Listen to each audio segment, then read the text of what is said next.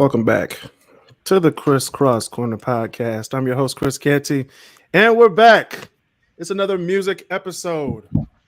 We have the Great Debaterz in here right now. We have Marcel Smith, we have Walter Witt, and we have our new Great Debater, which is great that he came on for this episode because he's going to bring all the smoke. His name is Elijah Miller. Everybody welcome Elijah Miller. I have nothing but heat for today. Hold on. I have to do that right intro. Hold on. We have Marcel Smith and we have Walter Witt. I hate you so much. I just do. You can't force it. Not when you just introduce all our names. I'm forcing it today. There's I'm no forcing flow. it. I mean, You know, he did that, and I was like, all right, cool. He did it. He said my name. We're good. Walter thought he got away with it. He said he ain't gonna say it. Got his ass. Anyway, follow the podcast on Apple Podcasts, Spotify. Watch on YouTube as you guys are watching right now. If you're watching on the Facebook group, thank you for being a member, all 781 of you guys. Watch on Twitter, TikTok, and YouTube. Free on Anchor. Go to anchor.fm/KrisCross Corner/support. 99 cents a month, $4.99 a month, or $9.99 a month. Helps sustain future episodes and helps pay for StreamYard because StreamYard is very expensive. Okay. We might not be on StreamYard for so long. We might go back on Zoom, but StreamYard costs $50 a month. And that's just too much. Oh Lord, Yes. that's more than it is to But- put up with music. Right.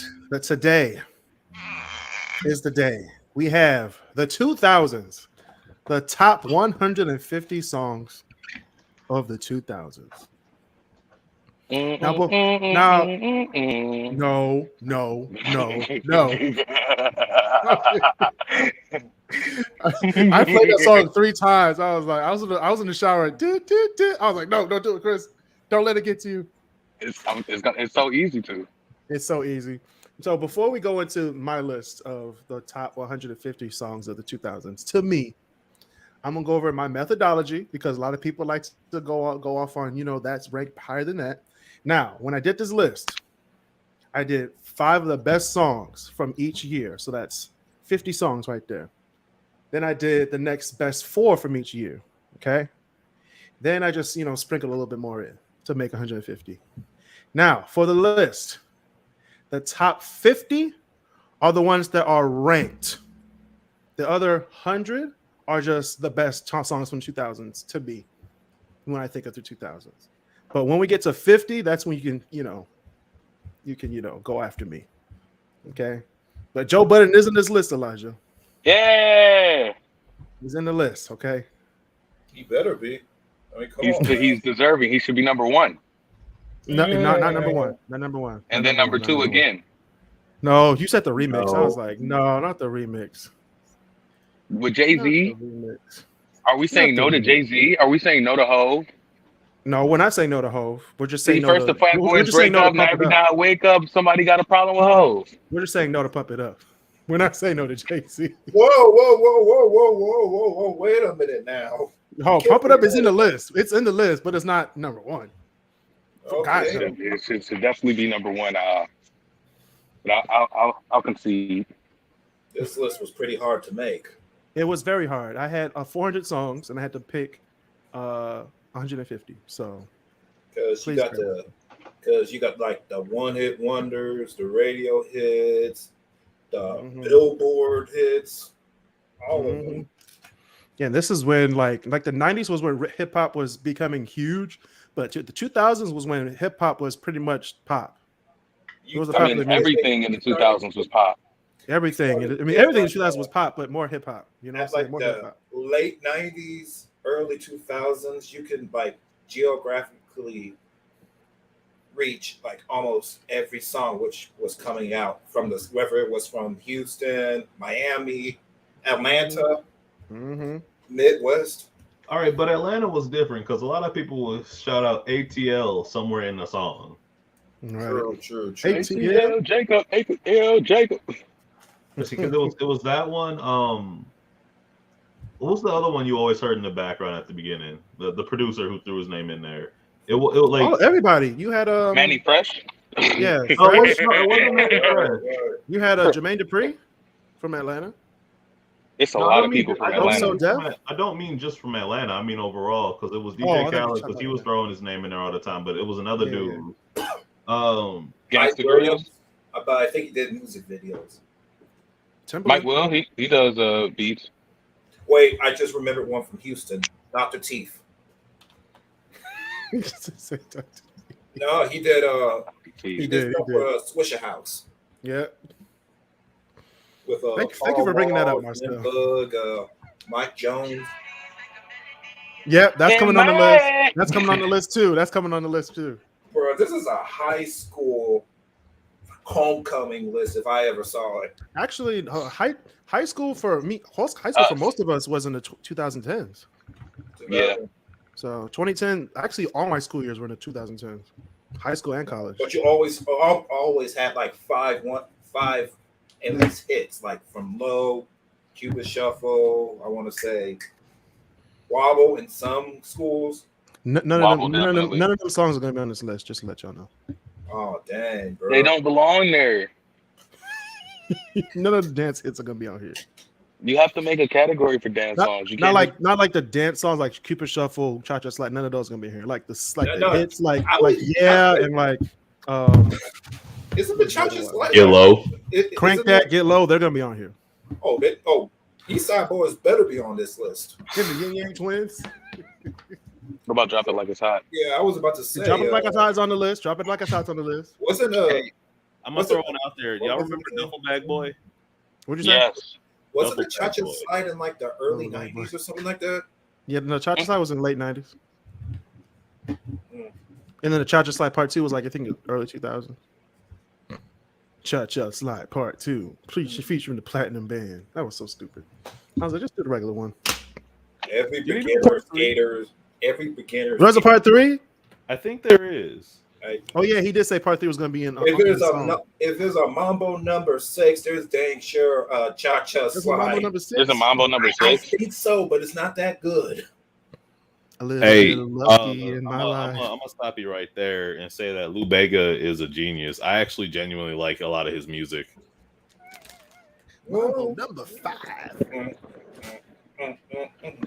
All right, let's get this list popping. No, before number we one, no, we're not doing Pump It Up. Okay, we're gonna go through everybody on this panel and go over probably 5 songs that you think are the best of the 2000s. So we're gonna start off with Elijah. Oh. Well, I have number 1, Joe Budden, Pump It Up. Easy number 1. My easy number 2 is Joe Budden, Pump It Up remix featuring Jay-Z. My number 3 is Kanye West, Stronger. Okay, now we're getting somewhere. My number 4. They're supposed to be sleepers. These are sleepers. It is a sleeper. Kanye West, Stronger should be probably in anyone's top 5 for greatest songs of all time. It probably should be listed in terms of. It's not a sleeper song. It's a sleeper top 5. I think. I think a lot of people, when they have their top 5s, are not putting it in their top 5s, and I don't know why. I wouldn't put it in my. I'll put it in my top 10, top 15, but I wouldn't put it in my top 5. Discuss the contradiction. I think it is a top 5 song, top 3. I might even put it top 2. That song is incredible. Yeah. Wait. Hold up. Can I ask what makes it incredible? From production to the amount of impact it had on just hip hop and what people can do just as a hip hop artist, instead of making just a classic hip hop song and transitioning hip hop and into just different sound integrations and genre integrations into hip hop in terms of the futuristic sounding of it. All of it makes it a great song. The writing is perfect. Are you also throwing some props to Daft Punk too? Absolutely, without a shadow of a doubt. Daft Punk, the Stronger introduced me. Like I said, music integration, literal sound integration, the idea of sampling and integrating different genres into one song and to still make it hip hop. Stronger, bro. The way you said it, that whole album. The whole album, the whole Graduation album. I kind of agree with you on that one.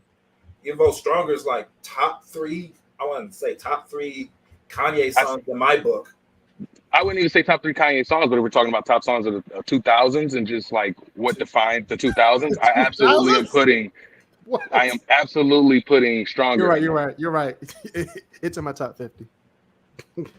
If anyone has taken the time to look at It's ranked, Elijah. It's ranked. To look at the samples that Kanye has done, is just amazing, bro. It's crazy. Amazing. All right, so Okay. so My what's your my other number two? 4, my number 4 is not Gwen Stefani, Britney Spears, Toxic, and my number 5 is Gnarls Barkley, Crazy. That's a good one. That's a good one. I would argue that Toxic is more popular than you think it is because It's I very wouldn't call it popular. sleeper.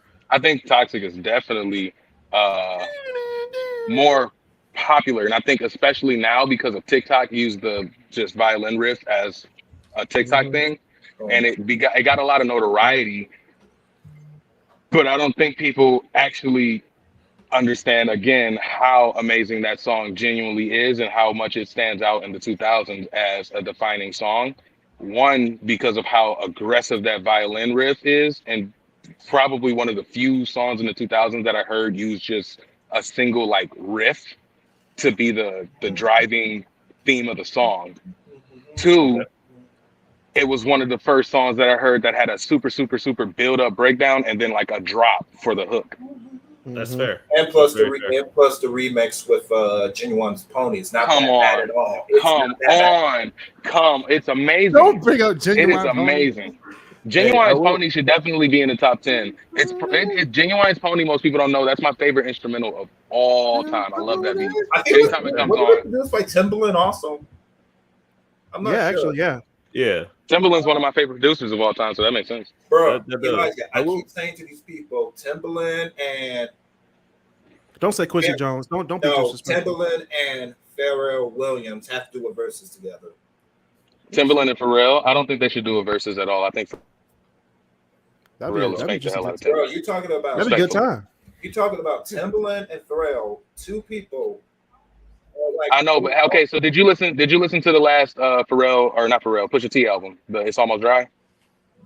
Some of the beats that Pharrell was putting on, I couldn't tell whether it was Kanye, Pharrell, Dre. I didn't know who made it. Pharrell's one of those chameleons and one of those greats that he'll pull something out of the tuck, I think, that'll make Timbaland look silly.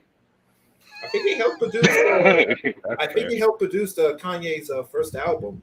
Yeah, like Pharrell's just one of those secret weapons. Like you never know what you're gonna get from a Pharrell beat, and that's what scares me about Pharrell versus Timbaland. Is you will go into it thinking it'll be even, and Pharrell will play some beats that will make you think that Timbaland is not really as great a producer as he is. Pharrell got just as much beats as Timbaland, but we're talking. I don't know that.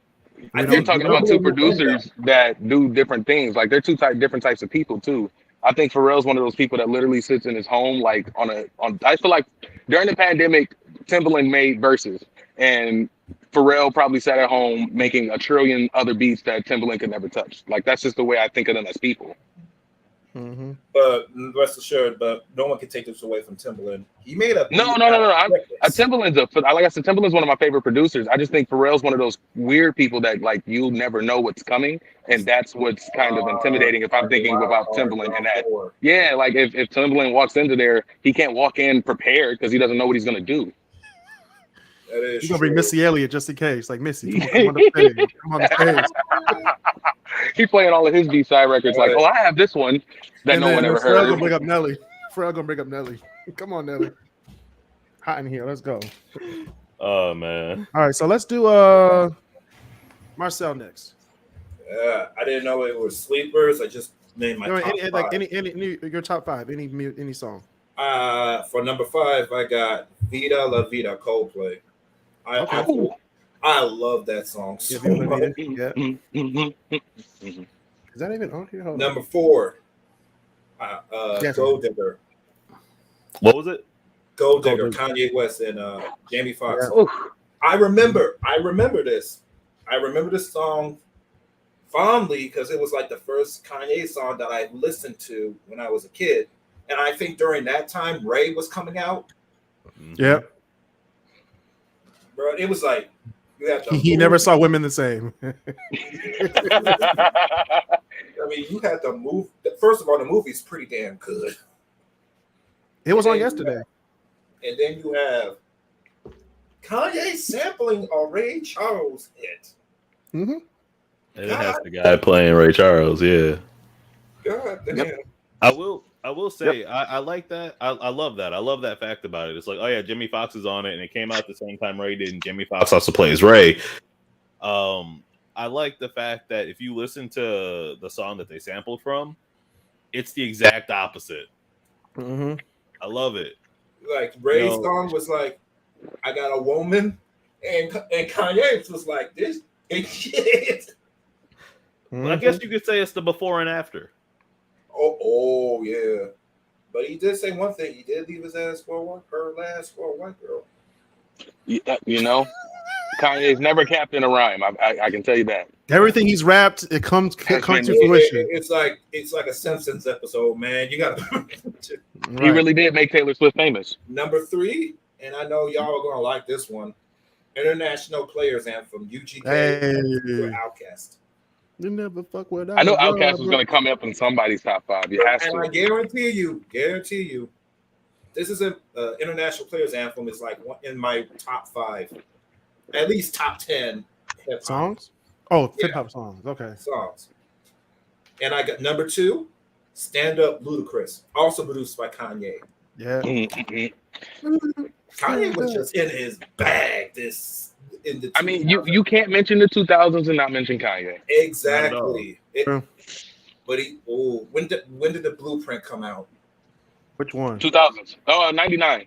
2001. Blueprint? No. No, 2001. I thought That was the first Blueprint. All right. Jay-Z. The first one? Yeah, I think it was. I was going to say 03, but I'm like, that I can't thought be right. I thought the first one was the Black Album. No, 2001. No. The Black Album came after Blueprint 1 or 2. Because Blueprint Blueprint 3 1. came out in. It was in between. 9. Because Kanye's all over the Black Album. Also had a song that Kanye produced as well. No, Kanye was all over the Blueprint.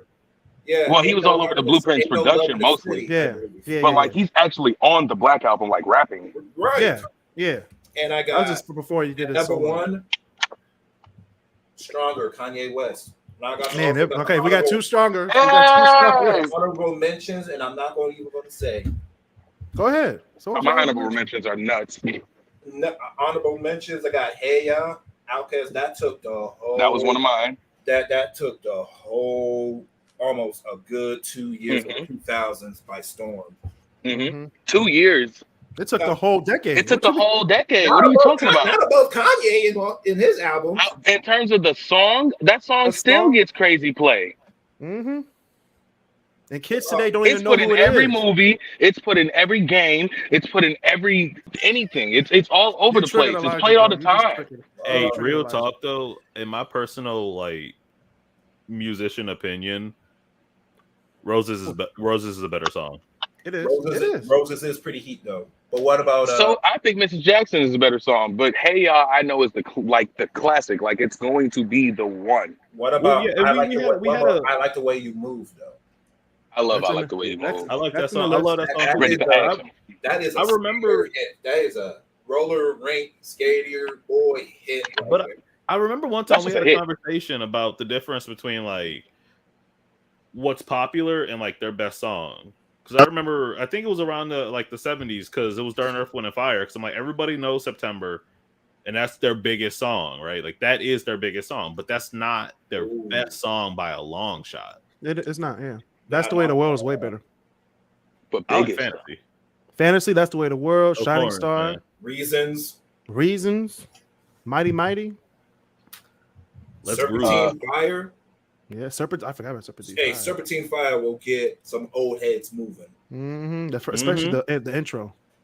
What about the remake of Can't Get You Out of My Mind? Can't get you out of my mind. That was a Beatles song first. I didn't know that. I knew it, but I didn't like put them together. I was like, wait, who made this first? You would And I be was like, surprised how I many just- people have either I just covered found or out- sampled the Beatles, and then how many of the Beatles songs are actually like covers for us. Right. yeah. That's crazy. Did you guys know that Dolly Parton wrote "And I Will Always Love You" by Whitney Houston? Absolutely. Yeah. Okay, yeah. I did not know that until I watched the Dolly Parton doc and was just sitting there mesmerized. Yep. She Mesmerized in the list too. Mesmerized by Ja Rule's in the list too. Oh my goodness! Oh, They just put out the Murder Ja Inc. Rule is disc. definitely gonna be on the list, man. Eminem and they put out the Ja Rule disc after 20 years. Ja Another Rule one. and Ashanti. Hey, real quick, because this is important. As far as musical history goes, Elvis tried to buy "I Will Always Love You" and Dolly Parton blocked it. Nice. He did? He Yeah. tried to? I hope they put that in the movie. To. Did y'all see the Zach Fox tweet that said if you play the Elvis Presley movie backwards, it's about a white man getting off the toilet and giving black people their music back? Wait, is it out yet? Is the Elvis movie out yet? It's out. It's coming out June. It's already out. I thought it came out next month. Hey, it's by the same guy that did Great Gatsby, right? Mm-hmm. I might watch Yeah. it. I like watching I'm going. It looks like a good movie, but I want them to tell the story properly. Well, That's why I want to go. I want to see it, but right. I also I'm kind of curious because there is that story aspect of it, but I'm kind of curious to see how wild and ridiculous it's going to get. Oh, it's how gonna be crazy. It's going to play into it because yeah, because like if you remember the Great Gatsby, a lot of like they used a lot of newer music, like Fergie's in that soundtrack in a movie about the 1920s.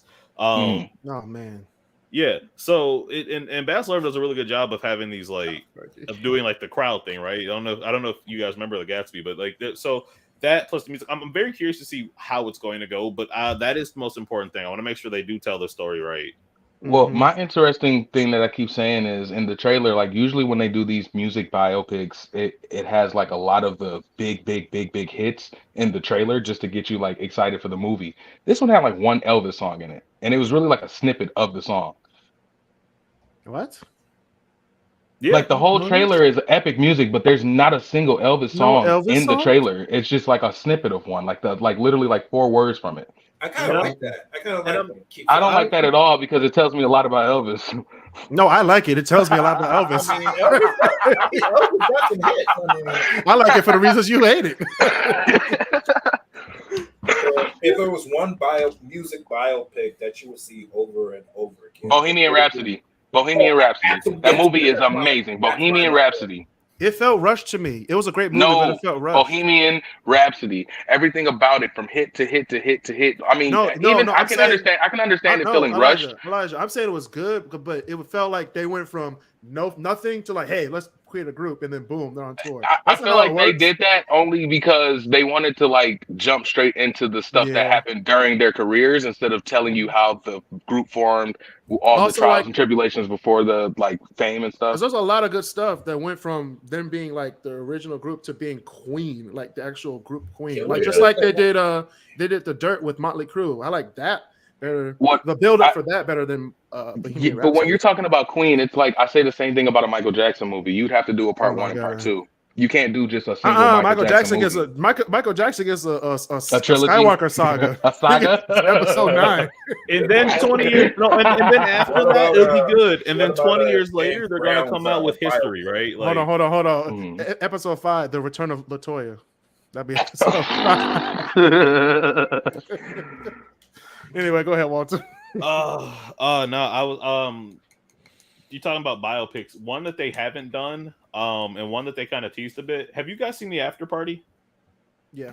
It's the show on Apple TV. Mm-hmm. Got Tiffany Haddish and like Dave Franco and all that other like a few other people in it. And they joked because Dave Franco's character was like a media person, right? Like he was an actor, famous, and all that other stuff. And they did a biopic of Hall & Oates. I mean, they didn't actually do it. Like it was just like a 5-second snippet because they're like, this is footage from this biopic that they were working on. And I stopped for a second and I was like, okay, a biopic about Hall & Oates would be kind of good because I heard they really hated each other. Uh-huh. They did? I want to see the biopic about Ike and Tina. Oh, you already got that. Man, have you never seen a domestic anyway? No. I want to see the biopic. Not yet, not what's love got to do with it. Not like based on a true story. Not based on a true story. You telling me that biopic wouldn't be amazing? I want to see Angela Bassett in there somewhere, Viola Davis, that would Idris Elba. You know what I'm saying? I want to see that. Hey, low key, they would. Hey, I feel like they would throw out Ladies and Octavia gentlemen, Spencer in there ladies for and a good gentlemen, measure, and I'm okay with Elijah has that. never seen What's Love Got to Do with It. Okay. I have. Oh, go Well, ahead. what about go ahead. the James Brown biopic? That was a good one, but That was a really good one. It really talked about his personal life more than his musical career. But I mean, but that's kind of that's okay kind with of the that. trouble you run into. You're either going to tell a lot about their actual life, or you're going to tell a lot about their career. Like you're never going to get a just like, biopic that goes, "Hey, this is what their life was wait, like." Yeah, and just this like is the career. just like a Straight Outta Compton, they did most of their music and not Yeah, like their instead of personal the life. I think I know one where it has that. Which one? Selena. 8 Mile. Oh. Selena. 8 Mile. We're gonna get to that as well. Lose Yourself is in the top 10. It should be. It should be. Okay, my other honorable mention was 50 Cent in the club. In the club. That's an honorable mention. It should be like that's For top five, it's an honorable mention for top five because of my other top five. Because you put Pump It Up the remix. Because it deserves to be there. It's supposed to be there. Wait. Just to play off Elijah. Y'all remember that Oh wait, who put that in gaming the server chat? where they was just dancing to Pump It Up? What? There is Pump, a game. pump. There was a server where I think it was Destiny, where they were all in a circle, just X square, just doing pump it up. I will never. I'm I'm gonna take it off the list. And then one guy in the middle just does a preset and just busts it down. I'm gonna share. I'm about to take it off the list. Video once we're done. Once we're done here. All right, Walter. What's your top 5? Oh man, all right. This is a hard one. Because I followed the directions. I followed them too. I did my homework. Go ahead. I did my homework too. I'm gonna start off with a little bit of a different route. Y'all remember James Blunt? Yes. You're beautiful. Yeah. Well, not that song. But he came out with another album, Here's and on another that song called 1973, and I really like it. It's a really mellow, really smooth song, and I think it's a lot different than what people think of James Blunt for. But I think it works. The second one I have on this list, I'm gonna go the C 2.0. It's a popular song, but I don't think it is anywhere near what it should be. It's a great song. It's by The Roots. I love The Roots. Good musicians. The Roots are the best. And I think on the top rappers, Black Thought was in there, and I'm like, yeah, no, he's pretty damn good. A Dream by Common, Will.i.am, and Martin Luther King Jr. because he has a song credit on there. He has a Grammy nomination. Yeah, no, man, Freedom Riders is it's a good movie, but I do love that soundtrack. Genuinely do. I love that. I love that whole movie. Oh, you're talking about that one? Yeah. Yep. Oh, dang, I love that one. Yeah. Let's see. I'm gonna go with because I have like 10 songs here. But I'm only gonna do 5. I'm gonna do Something About Us by Daft Punk. Which one? Something About Us. Yeah, something about okay. And honestly, anything off of Discovery could fit in that, like in the top 5, or except for Harder, Better, Faster, or Stronger. Wait a second, that Discovery came out in 2000s? I thought that was 90s. No, it's According to 2000. Spotify, that's what I thought too. But It's according to 2000s. Spotify, it's 2001. Yep, 2000. Yep. Bruh. Yeah. I think that, like I said, I think just about any of those songs on there could count in this in like in the sleeper list, because that entire album is fantastic, start to finish. The anime with it, even better. Not the Pump It Up dance. In fact, some people, including myself, sound like Daft I don't Punk. like y'all anymore. Daft Punk has actually introduced a couple of people to anime, because I know Daft Punk had a movie, Stellar 3000 or something like that. Interstellar 5555. I mean, Apollo 18 is a Daft Punk movie. Gravity is a Daft Punk movie. Daft Every Punk. every Coachella that they're in is a movie. Hey, low key though, those guys doing stand up is pretty funny. LOL. They do stand up. Bonjour. Yeah, Bonjour. Chris Knox. one of them. I don't know which one it is. One of the dudes with the helmets. Silver. You don't even know It's his silver. name. It There's definitely feels Daft like and there's Punk. silver. It's Daft and their Punk. I know, but I think it was I think it was Punk. I can't remember exactly. It was just a little while ago. But he's not helping. He's not helping. We remember the name. We remember the mans, but not the names. That's how.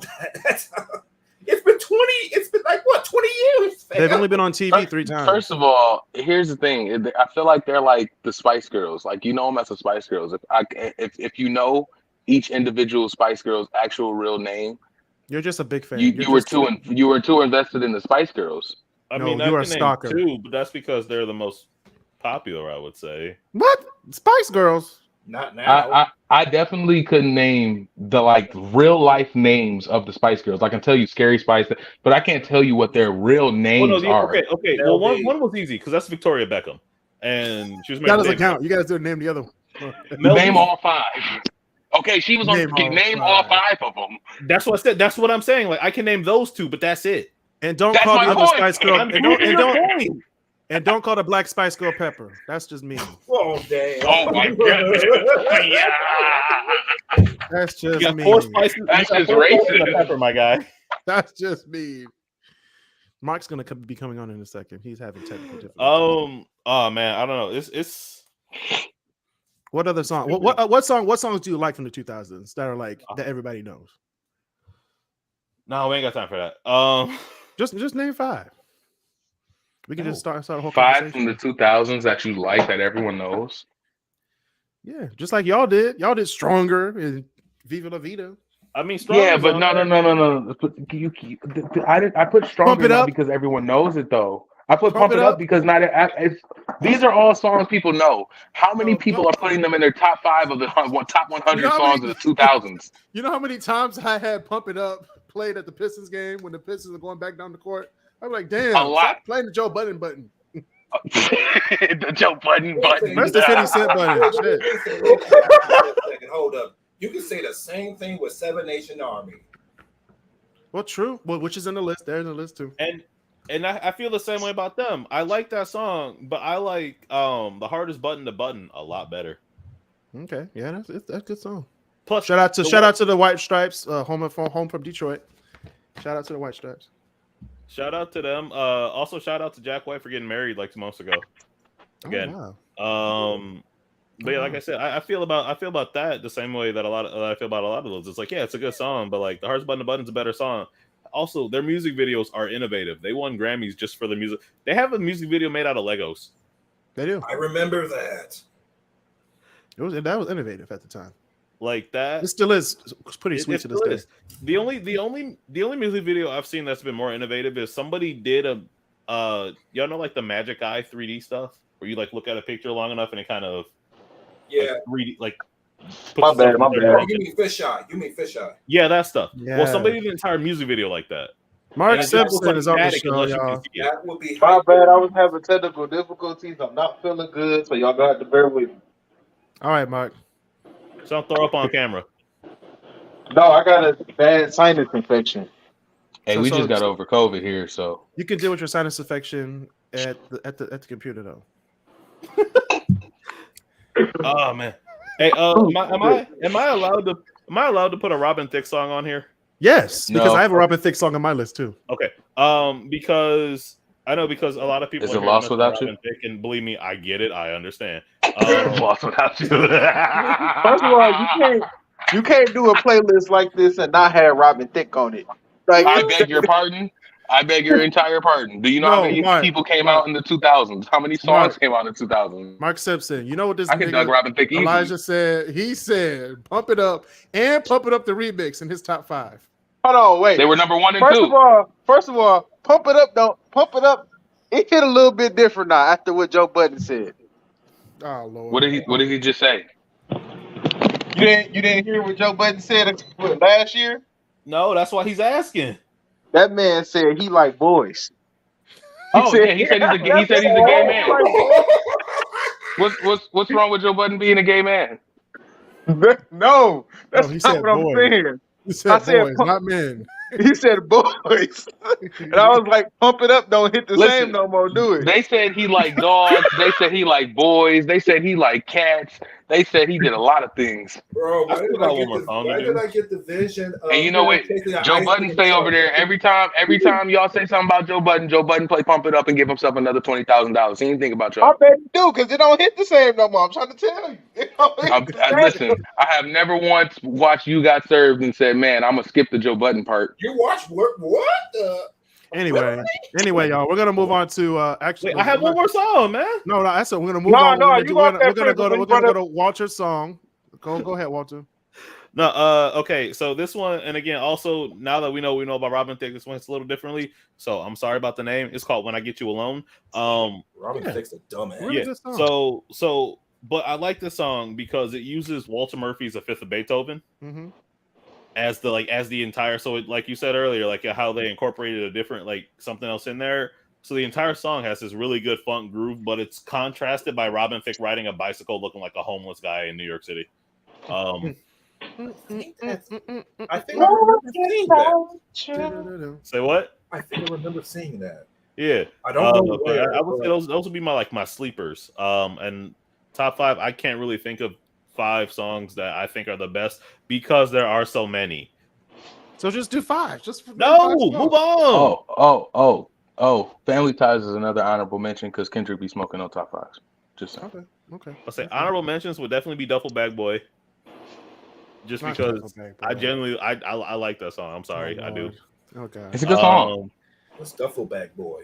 I found What? you, and I'm a ball. It's 2 Chainz before he was just 2 Chainz Of course, remark. It was T-Boy. and Lil Wayne. Anyway, all right, I'm gonna go into my top 150 songs of the 2000s right after I do my honorable mentions. Mike Jones better be on that list. Time to argue. Who? Mike Jones. Oh God, Mike Jones. Anyway. Please tell me that's not on this list. No, it's not. It better. It should be. What? It's not on. Nope, not on the list. Let's make it fun. Come on now. All right, so I did my honorable mentions from each year. So we have 10, so about 50 songs. Julio. No, oh my God, not Coolio. Anyway, number 1 from the year 2000, we have "It Wasn't Me" by Shaggy. Okay. That's good. Honorable Number- mention. I'll take it. Number 2, "Bombs Over Baghdad" by Outkast. It's a good song. Now that would be Number Sure. 3, "Who Let the Dogs Out" by Baha Men. Hey. Party was bumping. Yo. Who? Number 4, "Oops, I Did It Again" by Britney Spears. It's another Yeah. horse. Get out. We don't. It's honorable mention, Mark. No, we don't like Britney Spears. We have to put it. I on beg there. your pardon. Free Britney Oh, over say here, what? sir. It's Britney Spears. It's 2000s. We full blown Britney gang over here. Right, we Britney except Toxic. But anyway, number 5. Why not Toxic? What? I just want to push the buttons. You number did 5. Low key though for honorable? Toxic when they reversed that violin riff, I lost my mind. Oh shit! I gotta listen to that. I'm feeling number- the music engineer after this. Number 5, we have "So Fresh, So Clean" Outkast. Hey.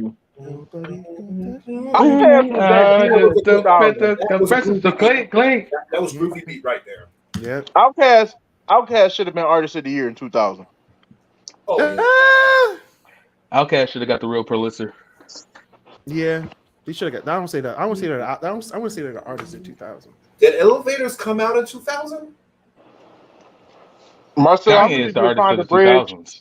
I'm gonna need you to find a bridge, and then just put Outkast above everybody else in 2000. Okay, that's what we're gonna do. I put Kanye above everybody in 2000. Kanye. Everyone. Yeah, I'm not gonna lie. If we're going off like The decade or the year everyone. 2000? I might give Kanye as well. Everyone. I'm putting Kanye over everyone. Are you kidding? All right. We'll get there. We'll get there. Number 1 in 2001, "Hella Good" by No Doubt. Okay. We got Okay. number two. Forgot about No Doubt. I'm a Believer by Smash Mouth from the Shrek soundtrack. Ooh, I like the Ooh. monkey version That better. was 2001. Yep. Yes, it was. Yeah. Sure was. And if you I watch really it thought now, Shrek. it looks I like it's really from thought Shrek came out in 2001. '99. I No, really it's thought Shrek came 2001. out in 99. Nope, 2000. Nope. 2001. I- Monsters I Inc. was and Shrek came around. out the same year. Yeah. Pixar Drops- was going stupid. John Sullivan and Billy Crystal versus Mike Myers and Cameron Diaz. Take your pick. And Eddie Murphy. And Eddie Murphy. And Eddie Murphy.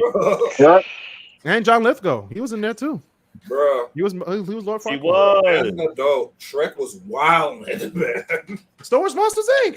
No, Shrek Shrek. was When I wild, say too. wild, Nah, but Shrek is But different. Shrek was like up here. Monsters Inc. on like the wild, like on the wild tip was like Because up like here. Monsters Inc. and was a Toy kid Story movie. go hand in hand for me. Like Monsters Inc. is a classic, but Shrek is like a culture thing. It's a classic. oh, it took Shrek is over. like a cult classic. Shrek, That's Shrek, what is Shrek the is. class. You gotta move your neck. It's a classic. Okay. No, but see, Shrek is like a cult classic that also is like a classic cult It's not a classic. cult Like classic. It's a good. I think That's it the is a first- cult classic. Wait. Hold on. That's the first cartoon where the sequel was better than the original. No, don't say That's that. bad. No. That's false. You sound Mark crazy. be saying blasphemy on the whole. Cap. No. Cap. No, listen. I The accuse sequel- you of capping. Because usually when they do a movie like Shrek, the sequel is horrible. But Shrek's no, sequel was not was- You horrible. it said wasn't- bet. No. it wasn't You as said good. better. Shrek 2 was Listen. not as good as the All right, let first me one. rephrase what I said. I'm sorry, I said that wrong. That's the Let's first blow the movie like whistle. that. That's the first movie like that where they made the sequel almost as good as the original. Like it wasn't bad. Because you notice when they do movies like that, when they did Happy Feet, then they did the Happy Feet sequel. It was terrible. The Happy Feet sequel was awful. Hold up. Yeah. Spy Kids would- 2, bro. Spy Kids 2. Hold up. Spy Kids 3 is the one though. Because I think I understand the Shrek versus Monsters Inc. thing because we, especially now, we look at Shrek and we go, oh yeah, I get all the jokes. Yeah. Monsters Inc., Inc. is bro. Shrek got a little more wiggle room with what it could put out versus Monsters Inc. Because DreamWorks wasn't under Disney's thumb, right? Like DreamWorks wasn't necessarily like Not at all. it wasn't. I mean, they were kids' movies, but they were I was- DreamWorks always got to play around with how kiddish it could be. Yeah, I thought that like DreamWorks with Shrek was like more overt. Like you like, especially the beginning scene. He's like, "What a load Shrek of," and he was out flushed of the pocket. toilet. Bruh. And then like Monsters Inc. was like, like only adults would get that shit. It Yeah. kind of makes it. Shrek would be like, kids would be like, "Oh, he was trying to say this," but Monsters Inc. and Toy Story was like, "What is he trying to say?" Like the Yeah, toys and then- that were broken, one was a hooker because she had a hook coming out. You of literally her in a leg. hook, yeah. I was like, kids won't get that, but And that's the adults thing. Disney or Pixar was a lot smarter with the adult references. will. Yeah. They started kind of playing with throwing them out a little bit more overtly around the Yeah. time that The Incredibles came out. Mm-hmm. No, The Incredibles, The Incredibles is the that one. was just blatant and open. But if you think about it, because every Pixar movie has brought something to the table, something different, and like Mhm. whether it be animation style or storytelling wise or whatnot. And DreamWorks kind of did the same because Shrek 2 and The Incredibles kind of came out around the same time, and DreamWorks and Pixar were trying to see who could actually take Do it care better. of like hair. Yeah. Hair was a Man, big I- thing in that era. Definitely. And if you see like Incredibles they is way actually- better. They actually did manage to animate the hair correctly, and if you ever check out the bloopers for like The Incredibles and Shrek, you'll see like it was really hard to animate. I mean, it's a lot easier now, but like, A lot of back people then- don't realize it that those movies weren't advertised. Well, Shrek was not advertised as a kids movie. Yes, At it all. was. No, It was not. advertised as a movie. It was not advertised as a kids movie. It was It was not advertised. advertised. It was on. It was on Kids WB. Yeah, but it wasn't advertised as a kids movie. It was advertised more as just a general, like a movie for people to go see. Yeah, it was PG. Yeah. No. There's a difference between a kids movie and a movie for kids. Yeah, And I would Yeah. say that Shrek is a kids movie, whereas Monsters Inc. was a movie for kids. Shrek is a kids movie. That's like saying Ren and Stimpy is a children's show. Exactly. And we all know how. Why you gotta do Ren and show Stimpy? was. Now you got Or that's an Rocko's anomaly Modern of Life. TV shows. But that's it. But that is it exactly. That's It's like Yeah. it's the difference, right? Because All like right, I all said, right. Let's steer back. I'm sorry, I said I'm a believer by Wait, can I Smash just Mouth. say one last thing? Yes, go ahead, Marcel. Two things. Okay. One, Shrek was basically their diss movie towards Disney. All right, you can like see it from a mile away. But no, Second of all- it's basically their middle finger to Disney. Oh yeah.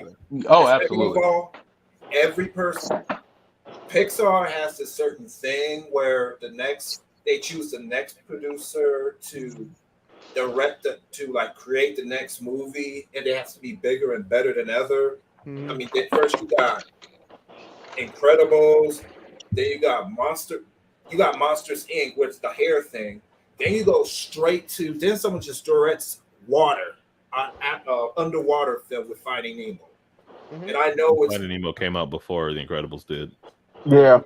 either way. They keep every guy that takes over the film has a higher bar to set. Yeah. But Every a year. shout out. Shout out to Soul. A shout out to Michael Giacchino, just for being an amazing composer, because he composed The Incredibles. He composed Up. He composed the newer Star Trek films. I think he composed the new Jurassic Park, but I can't exactly remember. Don't quote me on that. What about Shark Tales? They might have gotten John Williams to come back and do it, but I Right. can't remember. Right. He Okay. composed Shark Tales because Shark Tales is the better. Not Shark Tale. Underwater Oh, film. Not Shark Tale. Oh If we're talking about an underwater film, I mean that's the best one. What? Shark Tale. Tale? Shark Tales is better Hey, than Finding Nemo to me. It had the Titanic and Katie Curran. You gonna leave on You that? can't beat that. He left on that. Shark Tales is definitely better than Finding Nemo. He's like, Shark Tales is 100% better than Finding Nemo. Are you kidding me? Nah, bro. They had black people working at the Wait, car wash. what was the one where they had the horse, like the seahorse racing or whatever it was? Yo, that's my movie, man. That's a stereotype movie, man. They had Will Smith working at the car wash, bro. But it also touches on With the car wash song being the theme. That was so bold. I was like, damn. Working at the car wash. His dad worked at the car wash. That's why he worked at the car wash. That was That's a life. blasphemy. That's life on the west That was side. blasphemy. Hey, I know they never That I was know they didn't real. really have last names, but you can't tell me that Oscar's last name wasn't Jenkins. Proud? All right, I thought his name was Proud. The I always third. called him Oscar Proud. That man's All right, name is y'all. Oscar All right, y'all. Jenkins the Let's third. get back Okay? on. Let's Like, get back on track, y'all. Let's get back on track. Let's get back on what track. the hell? Let's go get back. We're back on track. Oh no! Speaking of get back on track, my number 3 song from 2001, "Drops of Jupiter" by Train. That's a good one. That is a good Number- song. Number 4, "Peaches and Cream" 112, Okay. Okay. and "Living It Up" Ja Rule and Case. Everybody be living it up to say. Everybody to be living it up. Hey, this is really a joke, but did the graduation song make it on this list? No. Oh, you mean the one by what was that? I see. We're together. That That song. one. All the time. Oh, yo. Had to Had get. Oh, my goodness.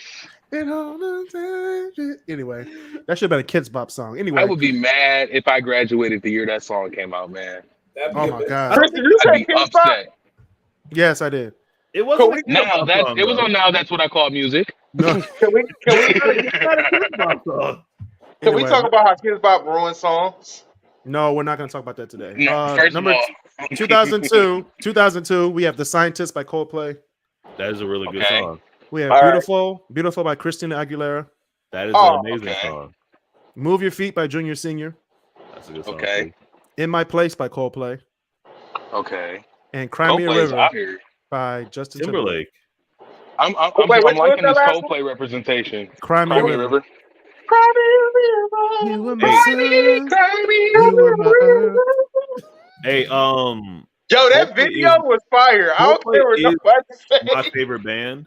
Which one? What'd you say? What'd you Coldplay say, is my Walter? favorite band. Okay.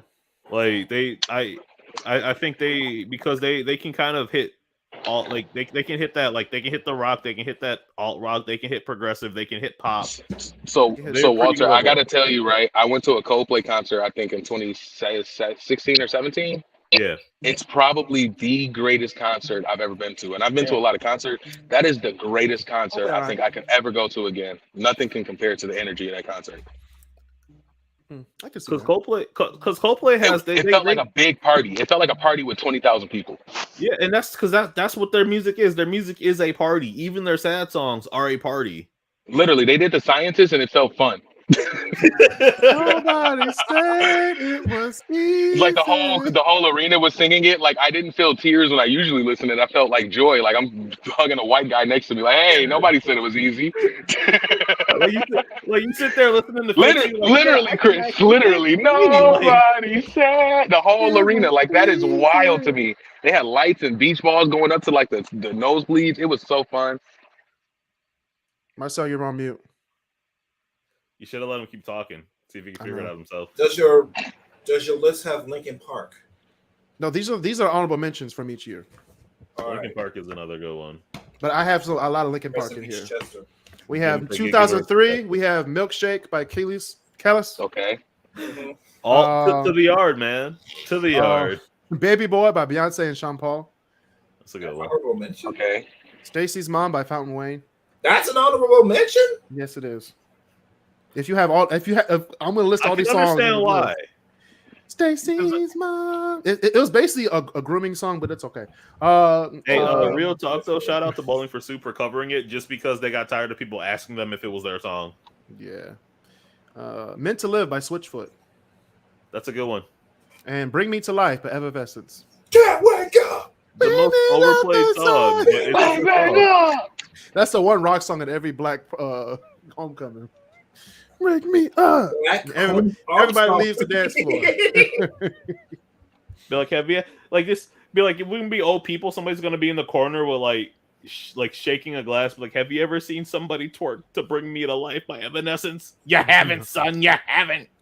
Like that will bring you so much back pain for a lady. Oh my god, I'll be Can't okay. wake up. Anyway, we have 2004. We have Rich Gore by Gwen Stefani and Eve. Okay. If I was a rich girl. Another argument I would have for a top 10 song, but I'm gonna leave it. Okay. Leave. What's that song off of like a musical or music. something? No. Leave Get Out by JoJo. Okay. That's a really good I song. remember that one. Get out. It's the end of you. The white girl. That Right. is a Radio Disney classic right there. Yes, it is. Here's my question: Suddenly I See on this list? It's got to be. Suddenly I I See love is that on this. song. It is going to be on the list, but it's going to be in the list. Amen. Or Casey. Suddenly Yeah. I see. Suddenly I see this is what I want to be. Suddenly I see. It has to be, man. That's the one. I must say, usually what got played along there. What about a Pocket Full of Sunshine by Natasha Bedingfield? That's not going to be on here. Ooh, what? Whoa. But Suddenly I See is? Are you kidding me? Suddenly I See was better than Pocket for Sunshine to me. Yeah, but you can't put that one and not put the other. It feels like I had they so go much hand in songs to do, hand. okay? I had a week to do this, y'all. Maybe you That can my friend. Can y'all give me some slack? I have boy a Kris over there baby. like, I'm fighting for my life out here. I have a baby. All right, we have number 3. We have Holiday by Green Day. Okay. You're Beautiful by James Blunt. I'm gonna say that You're beautiful. Yes. You're Beautiful is the greatest. Is the greatest instance of somebody making a happy, sad song. Yes, it's a very sad song, actually. Oh, that is right. There's a lot of happy, sad songs. Jumper is another happy, sad song. Well, literally, Pump so It Up is, is a happy, sad song. Smiling Happy People by REM. But like, Yeah, it is. as far Hey as Ya is a happy, sad song. Yeah, it is. it is, but I would say that like it is. I think it's one of the better ones because like everybody was singing that like love song, this and that, and then James Blunt had to actually make a tweet going, "Hey guys, this song is sad." Nah, That's because not I it, feel like definitely Hey Ya is one of those songs for sure where it definitely has no instance of you could prepare yourself for that being a sad song until you really understand the content or subject matter. Well, it's Right. like Pumped Up Kicks by Foster the People. Another one of those, it's so blinded and shrouded in like the sonics of it that you would never be able to tell how depressing that song really is. Mm-hmm. Yeah. Also, Speaking of that, we have Headsprung by LL Cool J. How is that speaking of? sorry, what? They call me Big LA. First of all, I want you to know too, by the way, that's probably the worst hip hop song in the world because they started with "They Call Me Big LA." I do Okay. not like that song. Okay, it's LL Cool J. I What you have say? never name a person who called him Big LA. LL Cool J. Oh, he's the only one. Yeah, that's it. He's the only one. He calls himself Big LA. He should have They started the call song that me way. Big I LA. call me Big LA. All right, let's go You to got 2005. Let's go to 2005. Who Said You Can't Go Home by Bon Jovi. who said You can't go home. It's all right. It's all right. All Didn't they right. also do another really popular song around this time? They did. One I and forgot Dead what or it was. Alive. Yeah, Dead or Alive. Yeah, Is it that Dead was or Alive? 2000? No, that was like late 90s or early 2000s. I get that one and Runaway confused on when they came out. One of them years. Anyway. Palm the Replay, Rihanna. That's another Oh song. my That goodness, didn't make that's not in the top 10. actual 100. No, I have other Oh Rihanna my. songs in there. We'll see what pops up, but I think I can understand why.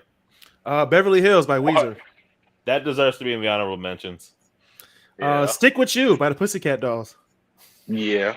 There's a common trend in the 2005 and the we're in the Radio Disney charts right now. Yeah.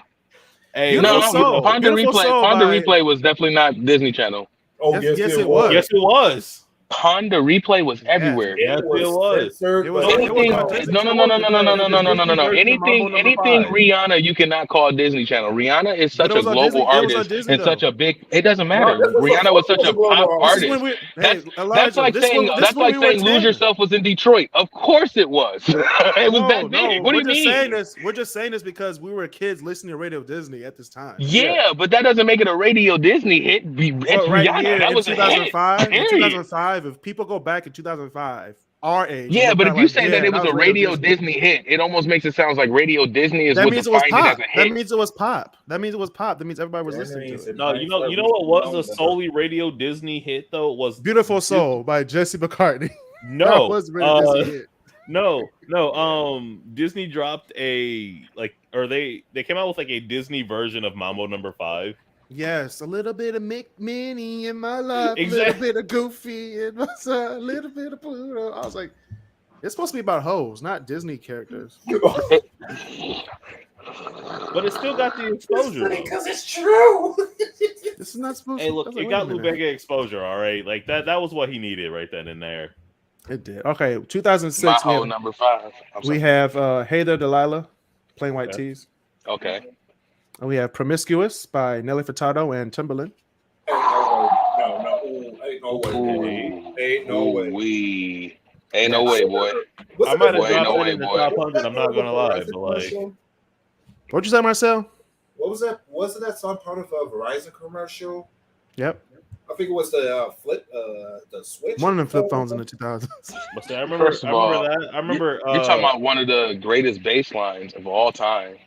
You're talking about one of the greatest drum patterns of all time. Like you're talking about probably one of the best Timbaland beats, probably in its top 5. Elijah. And you're Welcome putting to this my in the show. top 100. No, this is not even in the top 100. These are honorable mentions. Welcome to my Okay, show, well, Elijah. fair to be upset. Disrespect. Welcome to my show, Elijah. Here's the thing. Here's the thing about Kris. If you're a musician or if you study music at all, or you know You're gonna be music mad. theory, you're gonna You're gonna be hate mad. Kris when he does these. No, you're I gonna make be music, amazing. so You're gonna be happy. I'm gonna tell you off rip, disrespectful. Okay. It's gonna get more disrespectful because we have When You're Mad by It Neo can't get more. in next. When You're Mad No, by that's Neo. fine. You can't put anything Timbaland in Hold on. honorable mention. Hold on. We have Rehab by Amy Winehouse. I'm still not mad. You can't put anything Timbaland in an honorable Wait for this mention. one. Wait for this one. Glamorous by Fergie. Now you out of pocket.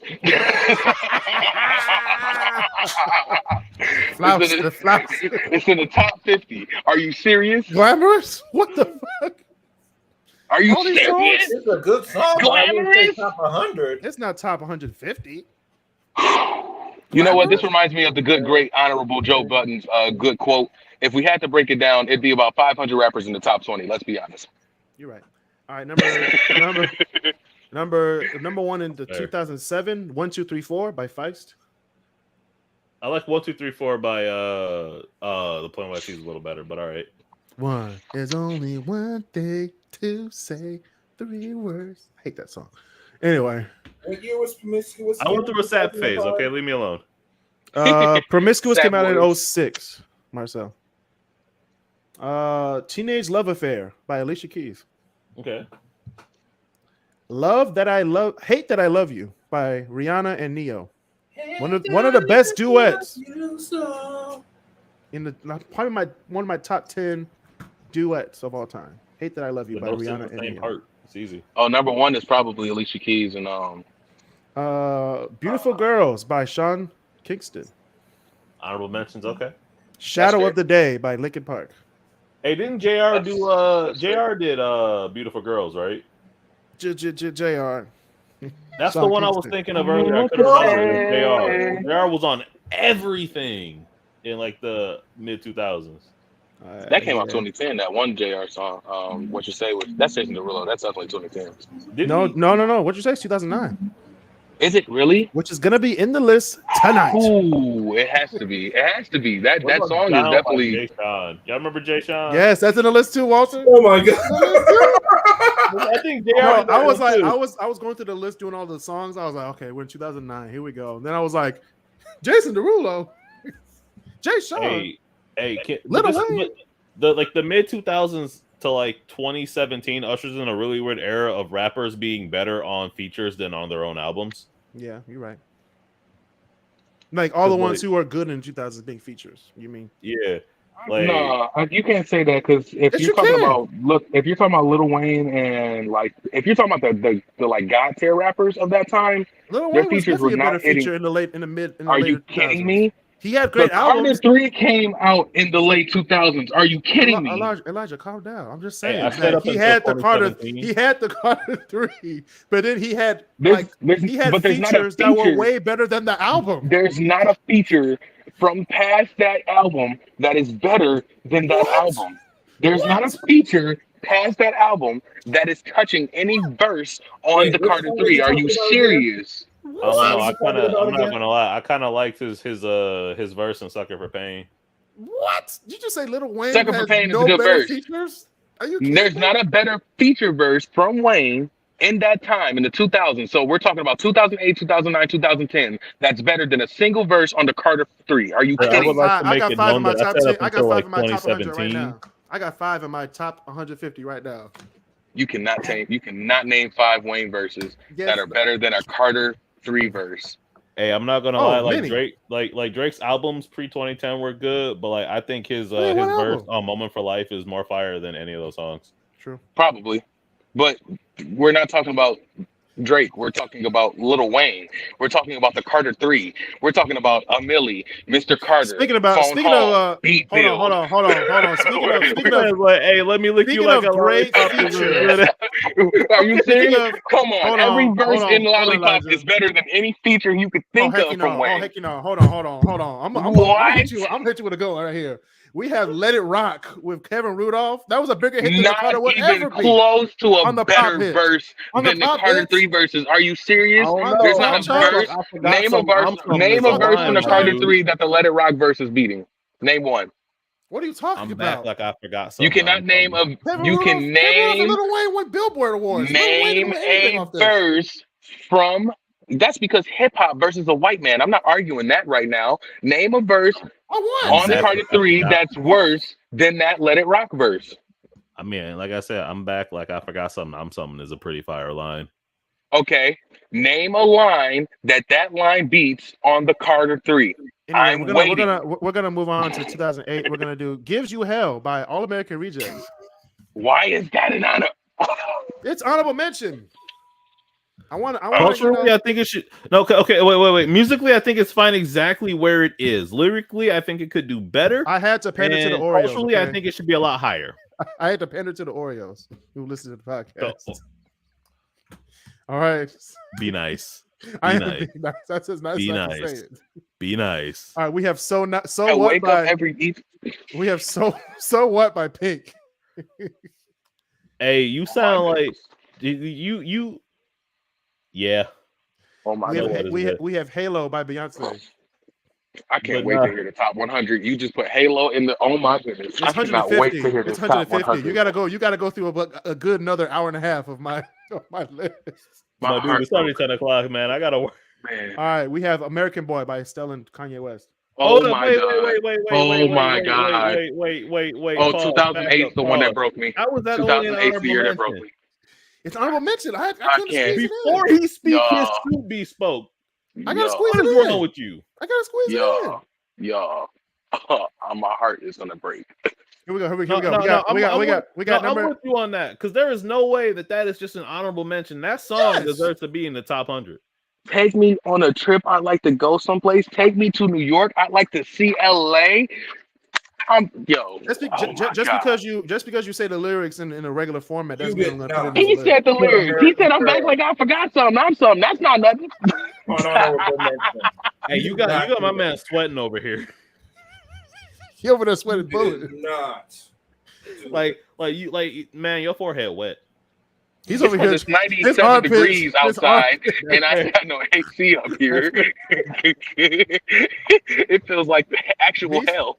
Me saying American boy just triggered his degree's not working today. I got this little mini fan. It's not working.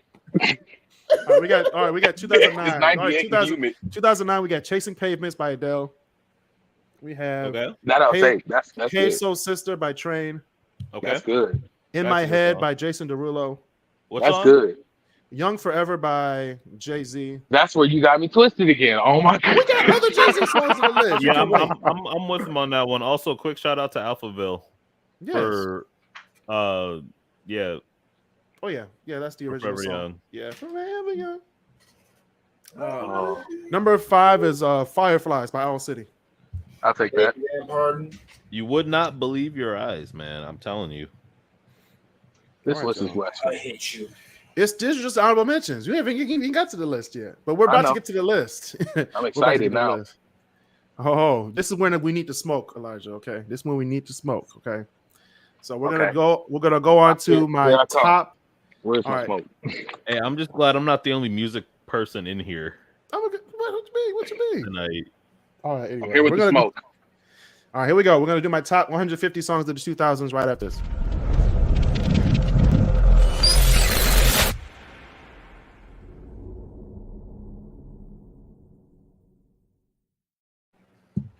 All right.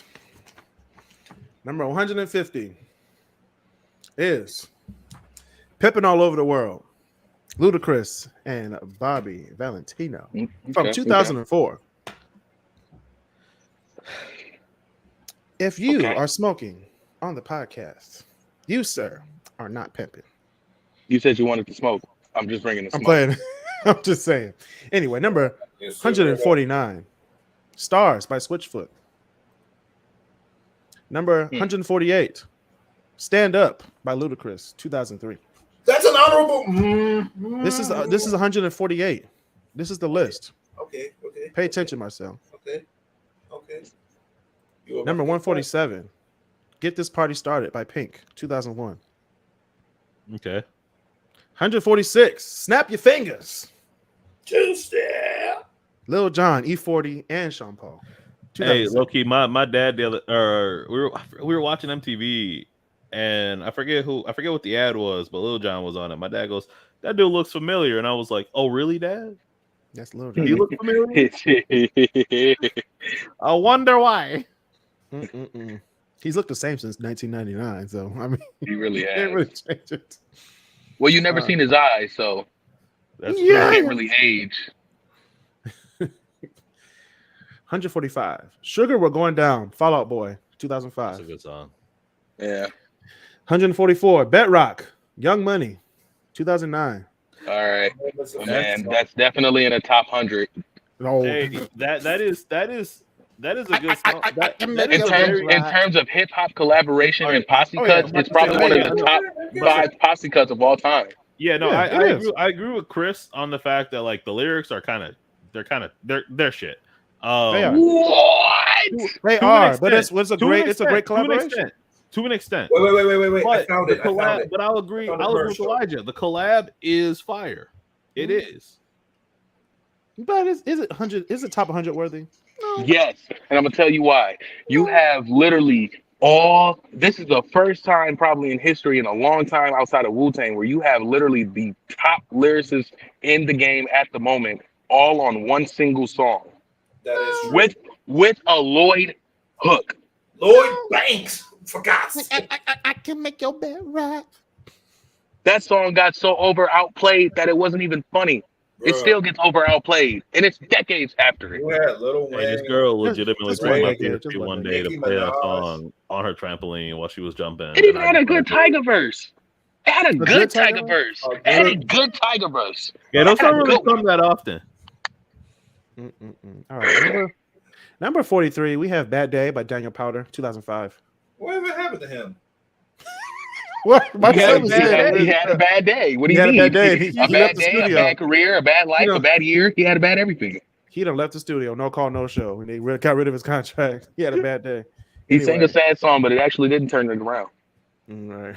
Speaking of bad day, I number hate you 142, we have Survivor by Destiny's Child, 2001. Wow. Yeah, that should be a little higher, buddy. Wow. Wow. These are just a list. Let me get you don't This is just a list. We went through the methodology. These are just your methodology was songs. just put a random song there. Just throw exactly. Just throw Survivor anywhere you want to put That's it. my methodology. Survivor for sure is supposed to be way higher. Hey, we're supposed to have a constructive conversation. Okay. There was a methodology, and there was a process of making this list. What process you do? Oh, wait. So whoever brought up that? Oh no, you did. You brought this up in the chat, Elijah. The best rappers of all time, and I saw Cameron on there. Wait. The history of that? Somebody randomly put that out, and it was only funny to me because Joe Budden went on the podcast and just went, "I told you niggas, I'm top 3, not 1 and 2."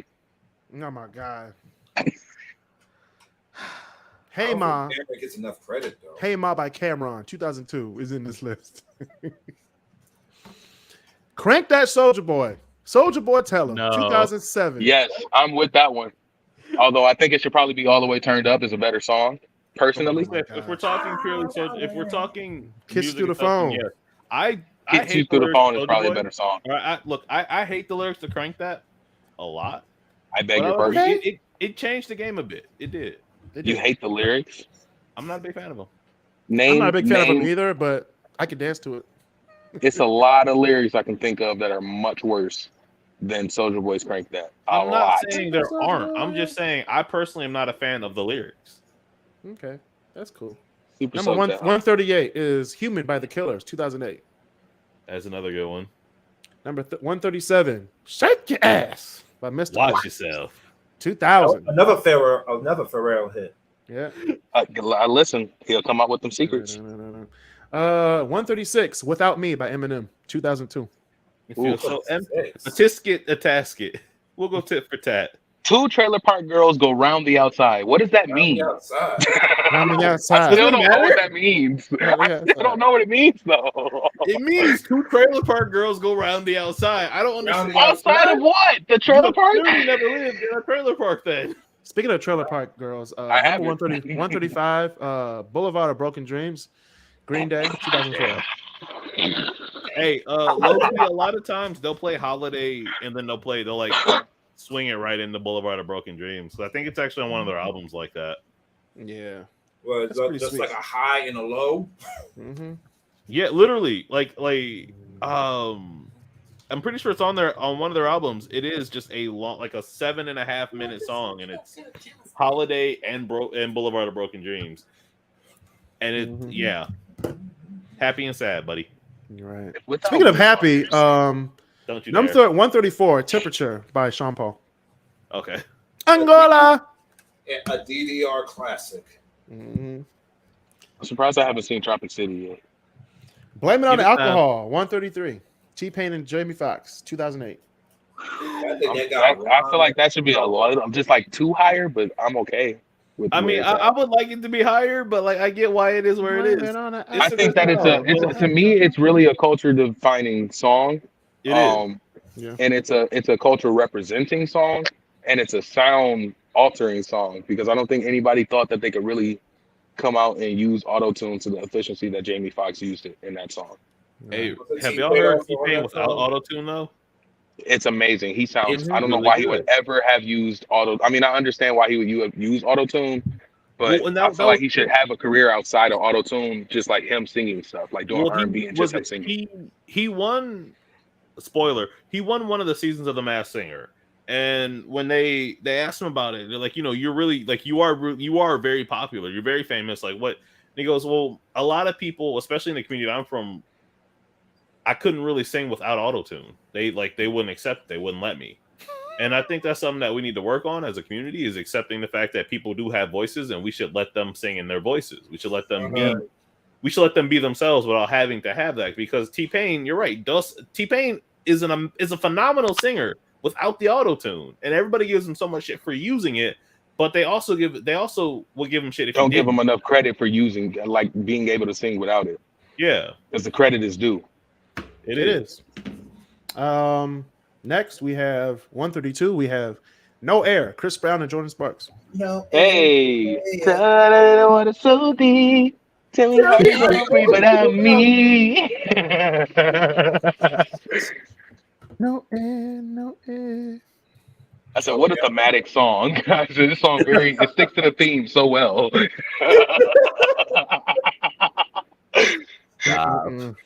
Jesus. Jinx. We have We Belong Together, 131, Mariah Carey, 2005. This is only not in the first. It's only not in the top 50 because I'm not a fan of Mariah Carey, but it's a really good song. Can we just go back and remember how Mariah looked so good in that wedding dress, bro? Yeah, she did. That's not what I'm remembering. What I'm remembering is one that she was probably one of the first singers to start hitting hip hop flows in a R&B song, like authentically. True. I'm pretty But she sure looks fine in that dress though. Does she still does she still have the record for like the highest note? I think she Probably. I'm not sure. Because to be honest, it's more of a whistle than an actual like sung note. But okay, because I wasn't sure who had it. Yeah, I think it's still Mariah Carey. I But thought it was speaking Ariana. of someone who does have a great voice, number 130, Cold Shoulder by Adele, 2009. I thought it was going to be Ariana Grande song, no cap. No, she wasn't. She wasn't relevant in the 2000s. No. He was still a redhead on Victorious at that time. Right. She had some songs out at that time with Victoria. Nobody knew Nickelodeon hits. We have Nickelodeon has some Sleepers. sleepers though. Sleepers. They weren't even. They were not sleepers. They were definitely sleepers. Sleepers mean they were good. Okay. This just I don't know. That Drake and Josh this song on theme is Nickelodeon nice. at the end of the DVD. That's all. That's all. The end of the DVD. Man, chill out. Chill out on Ariana Grande. 129. We have This Love by Maroon 5. Let that ambiguously raced girl be herself, okay? Like I am letting her be her. She is We not just saying that she was not ambiguously big in the racist. She is a 2000s. white woman. She doesn't even know her true self. Come on, fam. I have never seen someone refer to paper as ambiguous. All right, y'all. We're gonna move on to 129. We have This Love by Maroon 5, 2002. that is a good song. I don't think Maroon 5 belongs on this list at all, but we'll continue. I think they do, but not for Their that best song. work is in the 2000s. What are you talking about? I don't think Maroon 5 belongs on this list at all, but we'll continue. Oh my gosh, there's more Maroon 5 to come. It We should have be. There's more. 128. We have Sober by Pink, 2008. Ooh. I'm not really a big fan of that song. Sober. Whoa. Oh my god. Listen Sober's to it great. 5 times tonight after the episode. Yeah, Good Sober's luck. great, dude. That's not I'm telling you. Hey, I'm already depressed as it is. Okay. All right, let's bring it back up. Bad. Number 127. We have It's Going Down by Young Jock, 2006. It's going Meet down. me in the club. Hey. It's going down. Meet me in the mall. It's going down. Hey, did they have y'all crip walking in school? Because we used to lean with it, but they also used to have us crip walking like it was Lean with nobody's it? business. Oh no! I never. Nah. We weren't allowed. I wasn't to. that bad. I would like to stress out that I am 100% not gang affiliated, but like kindergarten, they were sitting there. I remember like one of the kids I used to talk to in kindergarten. They Like, were just crip hang out walking with at people. Southfield? Legitimately was sitting there crip walking. And Wow. Goddamn. A white girl Lord. tried to crip walk at my old job. It didn't go out so well. Speaking of white girls, crip walking, number 126, Hanging by a Moment by Lifehouse. Are you 2000. serious? Life That House was is a what white pretty girls decent crip band. walking. Hey man, I had to steer us back. Number 125, Suddenly I See, KT Tunstall. Hey, this is what I want to be. Suddenly I see. Suddenly I See. We have 124. We got Get Right by Jennifer Lopez, 2005. 123. We have Boom Boom Pow, Black Eyed Peas. Them bitches jacking my style. They're trying to copy my swagger. 2009. Now, Wait, so we're not putting That album itself is got a good. feeling over that? Like we're not. I got a feeling it's higher than this, but Okay. As long as it's higher. It's My Life, no doubt. 2003. That is a good song. Yeah, I really do like No Doubt. really good bass line. Because 120 they were They were kind of in the ska game, weren't they? Ska / punk. They were more so punk, yeah. Because they did. I'm Los just a kid, Angeles and I was like, okay, because that was definitely more punk. But I think. I'm sorry. Do you have the Click 5 on this list? No, but I was gonna do it. I was gonna do it to make. I was just a girl I'm looking for, man. And she knows what she's doing. But Rebecca Black's Friday is on here, right? I hate that. What? Hey, real Rebecca talk. Black Friday is on here. No, it's not on here. Wait, but Wow. Friday came out in the because I get nostalgia. Like I was watching Drake and Josh the other day, and it was just pure nostalgia, man. Like I'm like, you still watching? I keep telling you, Drake and Josh, the theme song is a banger. No, the theme song should be on this list. Stop. It's not gonna be on the list. Why? It's a banger. It's not a banger. I mean, it's a good song. It's not a banger. The Pokemon theme song is a banger. All right, number 121, Miss Jackson, Outkast, 2000. Ooh, I am for real. That is a good song. Not for meant to make your daughter cry.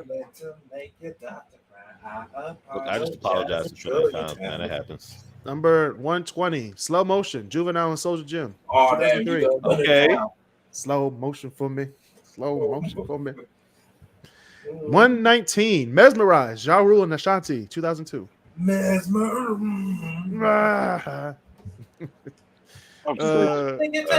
right. 118, Hung Up by Madonna, not 2005. Madonna's later music is interesting.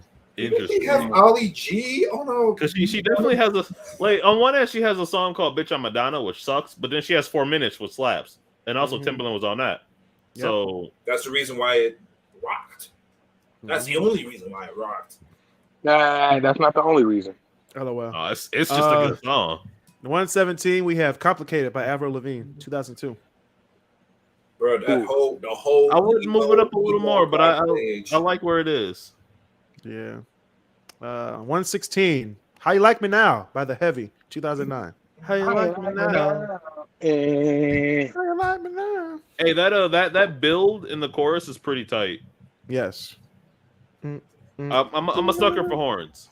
And then it just the horns and the bass. A bass, yeah. As I'm saying, as a bassist, I love it. That's a good song. That's a slap. No pun intended. No pun intended. 115, we have Somebody Told Me by The Killers, 2004. The Killers did a really interesting thing where they made all right music, but somehow it still went hard. It did. What now? It went They hard. were like, do you guys know Block Party? Because Block Party did the same kind of thing. Their music is all right. Like, they're a generic band, but their music is just good. Right. You can turn it on anytime and just jam to it. Like, what is this? What is this? But yeah, like somebody told me it's one of those songs you can put in different situations and it still works. Like a night if you're out at the bar and it pops on, it's great. If you're at a football game and it pops on, it's great. If you're just hanging out at a funeral, it's great. No, I wouldn't go play no music, but at a funeral. Somebody told me you had a boyfriend who looked like a girlfriend. I mean, hey, that's a good funeral hit. I've never heard of a funeral. That'd be part of the eulogy. The next funeral you go to, and I pray to God it is not soon, but the next one you go to, play it. Okay, I will. Man, it's gonna be someone's ring. Breaking my back just to know your name. Anyway. Next funeral I go to, I'm playing Back That Ass Up by Juvenile. No, that's 99. That's 99. They should get the bodies moving. Bet you won't. The coffin move up like. It should get all the bodies moving. All of them. Speaking of all the bodies moving, the drunken song. Number 114, we have Seven Nation Army by The White Stripes, 2003. That is a very interesting song because it's one of the few songs that's on this list, and it's one of the few songs in music overall that's very popular and has no bass in it. Mm-hmm. That's not right. True. It's like when Does Cry has no bass in it. No bass. There's a few songs. Most of them come from hip hop, but there's a few songs that have no bass in them. That I mean, outside of hip hop. No, Marcel. What it is they played that riff on a guitar and then pitched it down. Oh, because I can tell you playing a bass. I've never played a bass in tune in tune that sounds quite like that.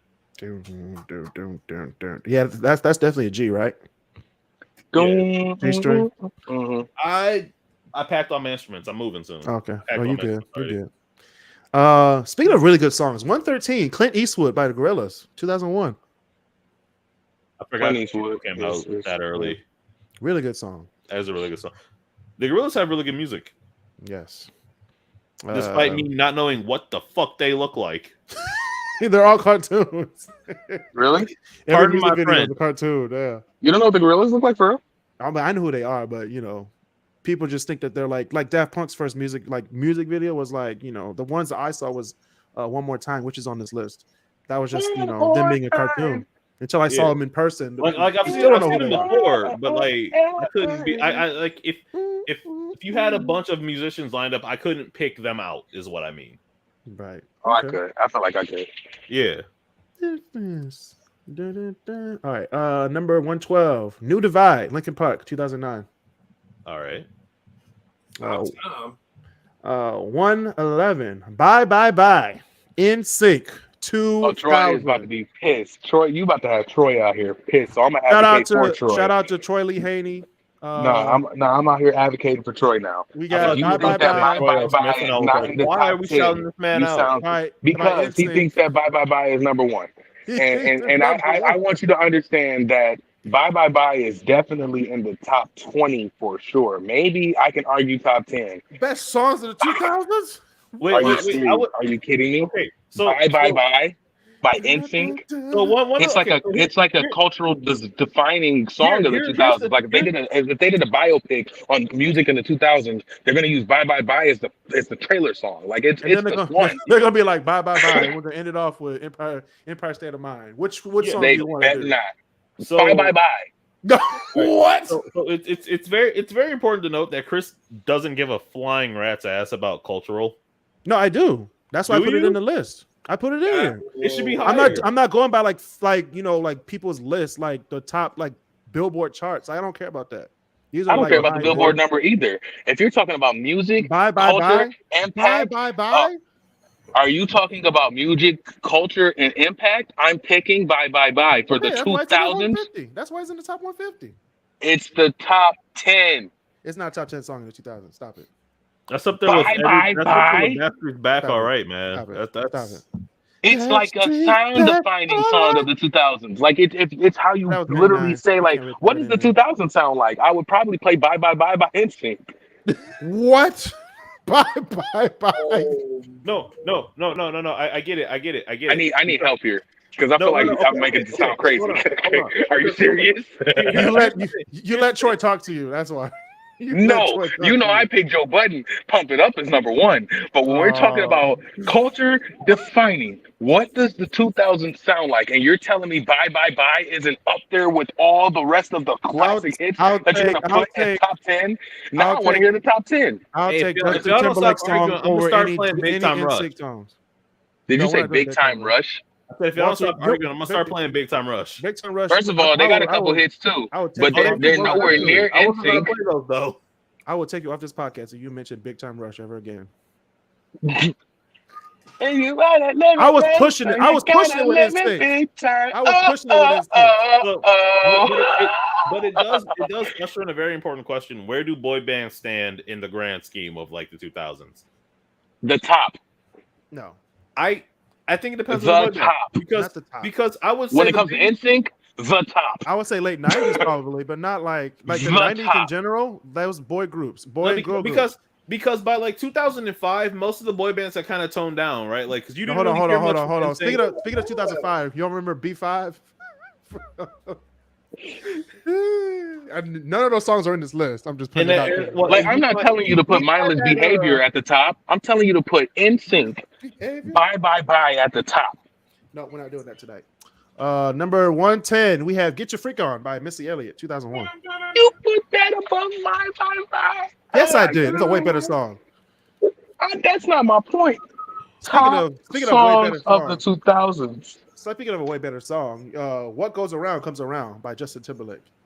I Also with cannot Timberlake. believe I think that is a better song. that you than put the other- this bummy than, song over than, here than Bye Bye Bye. Hold on. Lose My Breath by Destiny's Child is not better than NSYNC. That's fine, but you're talking about NSYNC, Bye Bye Bye. You put Justin Timberlake's Are you? Oh my goodness. Justin Timberlake's solo crew is way better than NSYNC will ever be. You sound crazy. Stop it. People listen to this my podcast goodness. right now. Believe in me, right now. Did you listen to that man's last album? Not Justin Timberlake's like last album, but his solo stuff when he got out of NSYNC, like that stuff. That's gonna be in the top 50 right there. And not Bye Bye Bye. Nope. Bye bye bye, Justin. It's gonna be me. Walter, you're on mute, bro. I would argue that What Goes Around Comes Around is a better song than Bye Bye Bye. But I would argue that the cultural acceptance of Bye Bye Bye is a lot greater than What Goes Of course, Around. it was an international hit. It was an international hit. Defiance. It defines the 2000s. All right, Mola, calm down. Calm down. Hey, look, don't feel too discouraged. We had the same stuff when Dave was on the chat because he's a producer too. Like we be talking about music on here. We talk a lot about music, man. But like number 107, we have Family Affair, Mary J. Blige, 2001. I heard Family Affair and immediately thought of Sly and the Family Stone. I was like, yeah, I did. It's a family affair. That's what I went to. Family Affair. I was like, why is that on here? And then you said Mary J. Blige. I was like, oh. Yes, you did what I did. I was like, wait a minute. Wait, huh? All right, we're gonna do the 106, Stuck in a Moment You Can't Get Out of. U2, 2000. U2 has some pretty yeah. good music. I like the song they did for the Mandela biopic. Yeah, I like the song they did with Kendrick. Ordinary Love. Yeah, I like that song. That's a good song. 105, A Milli by Lil Wayne, 2008. Oh, A million. 104, we have With You by Chris Brown. Wait. I hear discrepancies. No, I hear it too. That's why I'm moving on. We have number 103. We have Replay by IAS from 2009. Like the melody. You put this over a Milli? No. What? Hey. Oh, Elijah. We went over the methodology. Okay, these are just the songs that I think are the best of the 2000s. When we get to the top 50, that's when they're ranked. This. You put that over. No, you're forcing your own thoughts and your own methodology on my methodology. My methodology is I'm just putting look, man, Elijah. Look, I've just learned because I used to be like you, man. I did. I used to sit there and fight Chris on every single thing. I'm just saying these are the great songs of 2000s. These are just the greatest songs right here. It gets tiring. But what you can argue with me on this is that this song isn't in the top 50. That's what you can. I'll be argue here with all day. That's what you can argue with me. Because the I'm top 50 are the ones that are ranked. I am quiet to the top 50.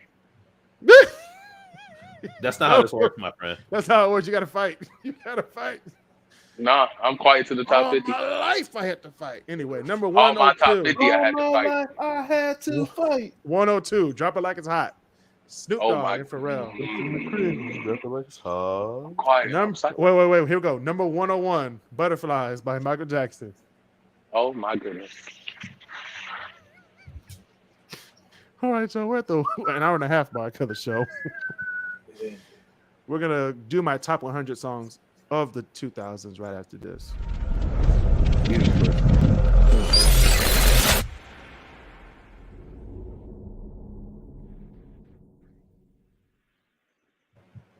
Bad.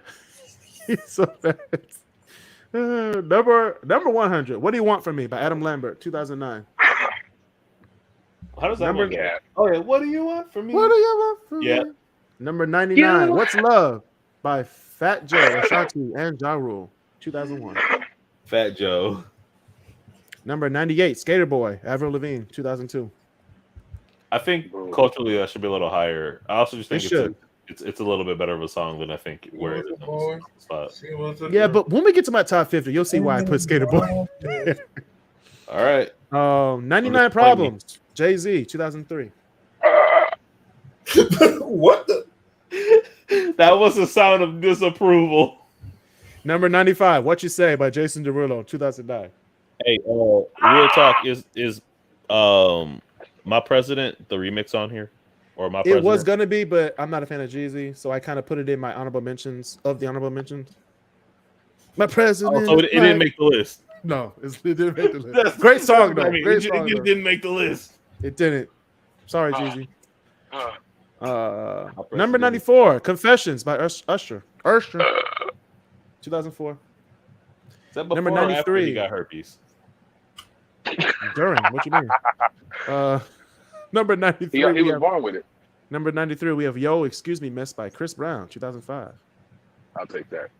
Number 92, You Somebody by Kings of Leon, 2008. That is a good song. 91, Down by Jay Sean and Lil Wayne, 2009. I'll take That's that. okay. Do you have wait? It's like because You Somebody often gets used in the same type of vein as like How to Save a Life by The Fray. So if My you're- only didn't put problem How is to that Save a Life Millie on- I is didn't so put How to far Save a Life under in here. this. That should have Like, been. I'm just thinking about. I'm thinking about where a Millie is, and I'm thinking about the songs that are like currently above a Millie, and I'm quiet. It says the hip hop producer. Anyway, next, moving on to that's why I make Cool. music for all genres. Cool by I make music of all genres. Jean. That's not her name. Cool by Gwen Stefani, 2004. I'm sorry. What? I'm just saying these are just a list of songs until we get to 50. Then we can talk about this list. All right, we have When I See You by Fantasia, 2006. We have Clocks by Coldplay, 2002. Clocks is a good song. Kids by MGMT, 2007. We have I think it should be in the top 50. I do. it should be, but I couldn't fit it in there with all this fire in the top 50. But we'll It get better there. be We fire. shall get there. We shall. Well, don't worry, Elijah. We'll get there. Kanye Heartless by Kanye West. Here we go. Here I we go. cannot believe you just said. I cannot believe. I'm quiet. I'm quiet. Nope. I'm quiet. Number 85, Don't Lie by the Black Eyed Peas, 2003. Don't lie. You just Number put that up. 84, Apologize, Timbaland and One More Public, 2007. That is a good song. It's a very good song. Number 83, Love in This Club, Usher and Jeezy, 2008. Hey, I'll take that. In this club, hey, in this club. I think Elijah might be dead. Number 80, I'm just. number 82. He's in pure nostalgia. He's sitting there in the back of a 2006 Dodge Grand Caravan with the sliding doors and the pull down screen, just enjoying his life right now with a fucking Capri Sun. Pull down screen. Number 82, we have Beautiful I don't Day by understand how U2, Millie is 2000. It's a beautiful day. Millie number- was like 40 songs ago. I just cannot believe. Number 81, Dirt Off Your Shoulder by Jay-Z, 2003. 99 Problems was like 15 songs ago. I just cannot believe. Hey, just wait, Elijah, just wait. Fantasia have- popped up like 10 songs ago. I just Number- cannot believe. Sorry, You counted? You counted how many songs? I just cannot Bruh. believe. I cannot believe the blasphemy I'm hearing on this side. Of Just the tell Troy to headline. listen to this. Just tell Troy to listen to this tomorrow. We have number 80. We have The Way by Jill Scott, 2000. The what? This is the way. That song. I think Jill Scott's got better songs. Like I really No, like she, Golden. He for sure does. I'm okay with Jill Scott the way being there. Number Like- 79. We have Paparazzi by Lady Gaga, You got me 2008. twisted. You Hey, had real me talk. entirely Y'all twisted. know Jill You got me Scott had a all the show. way twisted. Yeah, she has a single moms club right now. Single mom. It's single the lady. number one female detective agency or something like that. Oh yeah, that one. Yeah. That was a good show. My Do you, mom do you was hear? a big fan of that show. Do you when it hear came where out. this man has paparazzi at though? It's not a Yo, ranking. yo, It's not God. ranking. I'm just naming the songs. It's not in the top 50. It's not a top 50. Oh my god. It's a really great song. I'm just saying, but it's not a top 50. Number 78, we have Try Sleeping with a Broken Heart by Alicia Keys, 2009. We Oh have my god. number 77, Right There by Chingy, 2003. Oh no, That not should like have been, No. should have been way down at like Why? 147. What are you doing? Anything? Why is that in the 70s? Why did that even make it past 100? Exactly. What the fuck? That's from Cody Banks, too. What you mean? Y'all playing? I don't care where it's from. Number 76. Oh, Here we go, Elijah. Here we go. Number 76. We got Pump It Joe Up Budden? by Joe Budden. I cannot believe it's not number one. You didn't even put it in the top 50. I cannot believe.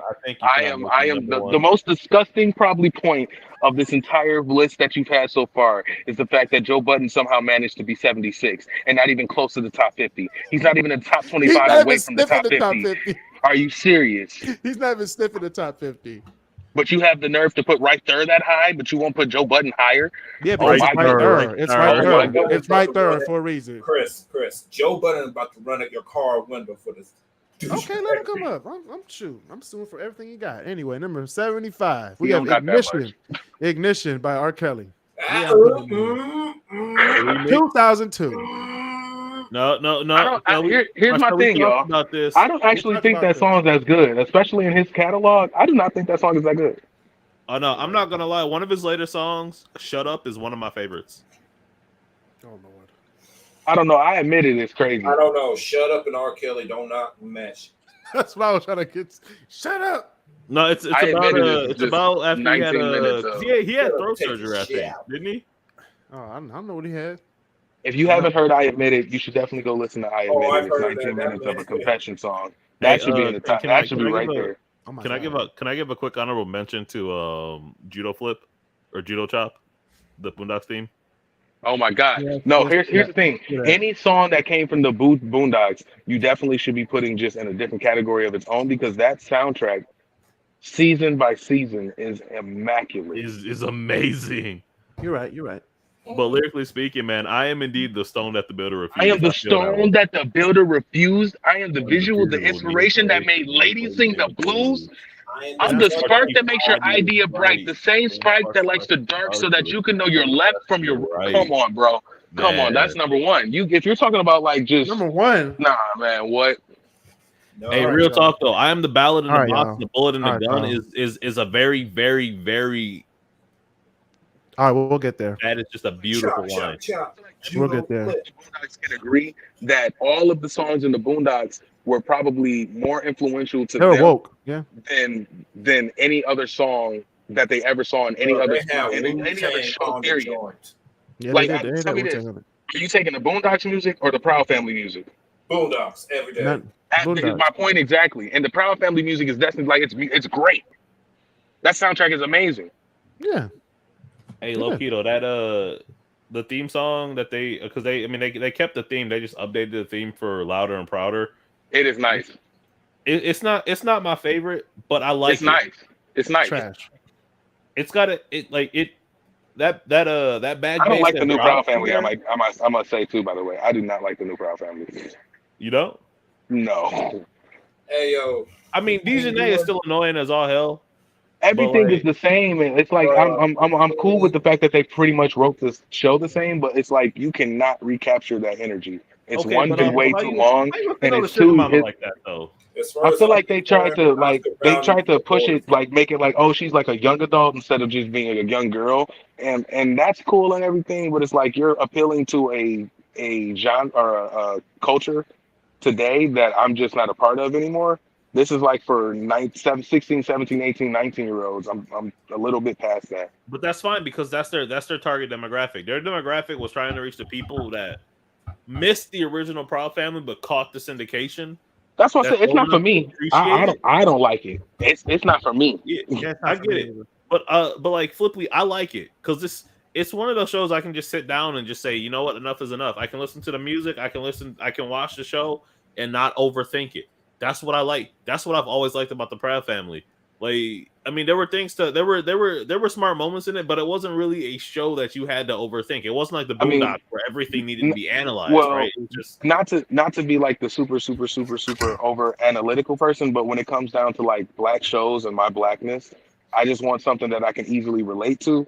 And I feel like because it's only appealing to a very, very specific demographic, I can no longer relate to it. And it's so few and far black shows out there for us to even relate to specifically, that for me to lose the Proud Family, especially when they're remaking it in it seems like a higher quality fashion, kind of is just a little unsettling.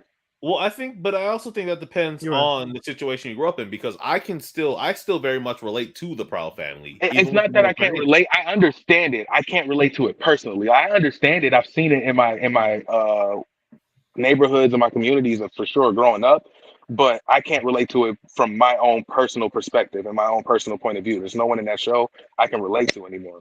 But and that's what I'm saying. Like I still can because my parents very much have a Oscar and Trudy relationship, especially when I was a kid. Like I get you on that, but my parents didn't. I'm sure. Too bad. Like, LOL. but it's partly because of that. In the same way, like what's that other show that always had My Wife and Kids? Mm-hmm. It's the same show. It's basically the same show. I can relate, but not to the parents. I could relate to it, and I still can. I watched it again. I watched the entire show again back in like November. My Wife and Kids. I can relate to My Wife and Kids. I just can't relate to like how the parents are because that's not how our parents were. Yeah, and that's one of the things I like about Black culture is that it just because it appeals to you because you can relate to it with your parents doesn't mean that it relates to me because of how my parents are and vice versa. Right. But there are still some medias where we can coexist in that. And that's what I like about it. That's what I think is very different. And that's one of the things I think that we always should have capitalized on, but we never did. Right. Okay. That was good. That was good. I like that. I like where you put that. Number 74. We have Best I Ever Had by Drake, 2009. Baby, you my everything. You all I ever wanted. Hey, I want to give a shout out to Drake for making light skins relevant again. Thank you. Wait, relevant again? What you mean? We got 2 light skins going for the NBA championship next week. What are you talking about? True. That's true. Also, but no, I mean, like when he came out. What's Chris Brown light skin? No. Are you serious? He's lighter than you. He's pretty much the same complexion as me, a little bit lighter, but not light skin. He's not light skin. Do you know how light Chris Brown is? I know how light he is. He's not like light skin like Drake light skin. No, because Drake is mixed. He's like damn near white, but Chris Brown is definitely light skin. But like light skin, I'm sorry, sir. Did you say he's organic white? Yeah. Anyway, we're gonna go to 73. Untitled. How Does It Feel?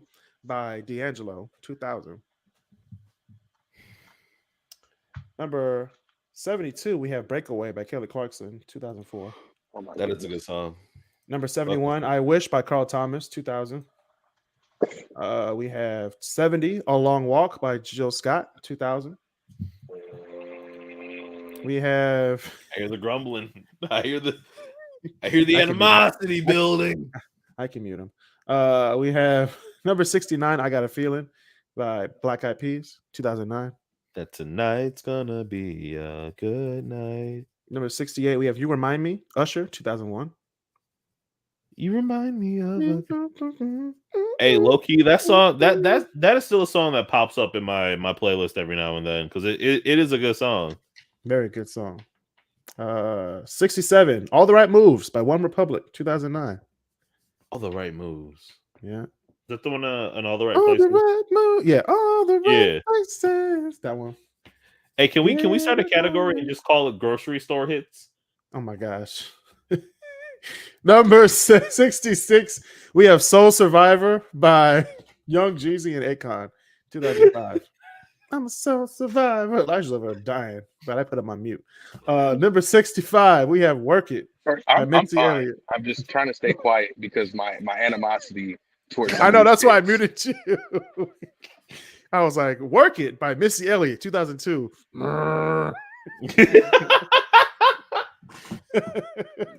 64, Sweet Dreams by Beyonce, 2008.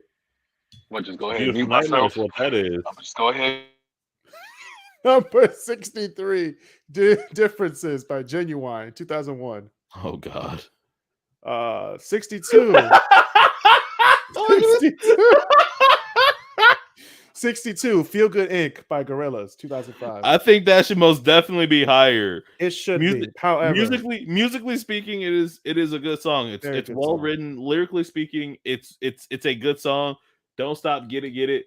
That's a line that they put in there, of course. But like overall and culturally speaking, it is one of the best songs of the decade. Yes. 61, When You Were Young, The Killers, 2006. Damn. Sam's Town. That's a great album. Very good album. The Killers knocked 2 albums back to back out of the park. Way out of the park. Way out of the park. Actually, 3. Their third album was pretty good. Day and Age. with Human. Yeah, That whole album is like that's you what can. that's what it was. Because Sam's Town had When You Were Young, Hot Fuzz had Mr. Brightside, and Jenny was a friend of mine. Yep, and then In Day and Age had Human and Human. all of them. Yeah, damn, and they sold out Royal Albert Hall that year as well. The Killers are good. But that's like I said earlier, they're a generic band, but they still produce really good music. They were just banging out hits. Number 60, Izzo, Hova, Jay-Z, 2001. Okay. H to the Izzo, V to the Izzy.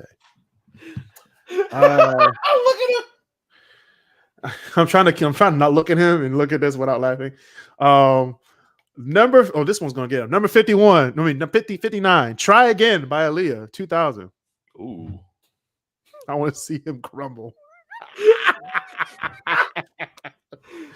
Number 58, we have So Gone by Monica, 2003. Hey, must say we lost you for a second there, my man. And everybody who's listening to the podcast, these are the songs that aren't ranked. I want to wait for a second because these are the best songs. The top 50 was just actual blasphemy. Number 57, 1-2 Step, Sierra and Missy Elliott, 2004. You see that 1-2 step? Okay. Number 56, Roses by Outkast, 2003. That should be higher. It should. It should. But it's not going to be. Number 55, we have Lost Without You by Robin Thicke, 2005. Okay. 54, Snow, Heyo by Red Hot Chili Peppers, 2006. We have 53, Lollipop by Lil Wayne. Lollipop. That is a line in a song. That's 2008. Number 52, Knock You Down, Carrie Hilson, Neo, and Kanye West, 2009. That was a really good, that was a really good, like, out of the park collab out of nowhere. It was very good. Like, I was not expecting that.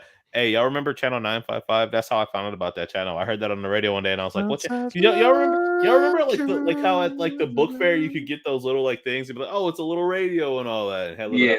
But it only worked with the headphones. Yeah. So I had one of those, and because you can't tell what channel it is. I'm like, "Oh, I like this song." And you were clicking it. Yeah. I was like, "Oh, I like this song," and I found it on the radio one day, and I was like, "Oh, I really like this song." It's the exact same way I discovered Channel 955. Literally Channel just listening to it 955. on the radio. And it was not 955 that I heard it. It was 98.7. 98.7. Yeah, Amp Radio. Yeah. Back when they were I think, and then I remember hearing it on 98.7, and then I went to 96.3, and that's when I realized it was actually a hit. 96.3 WDVD. Hey, y'all remember this? V98.7. That was the best station. I remember when they changed it from smooth jazz, and I was all confused. Well, that's like when 93.1 was DRQ. Yep. 92.3 wasn't 92.3. No, but 93 93.1 was DRQ, and then it became a country station. Right. It did. Well, 105.9 was in a hip hop station, and then somehow it became one. R&B. No, R&B. it was R&B and old school. What is 105.1 now? Because it used to be Magic. 105.1. I forget. I think it's a country station now.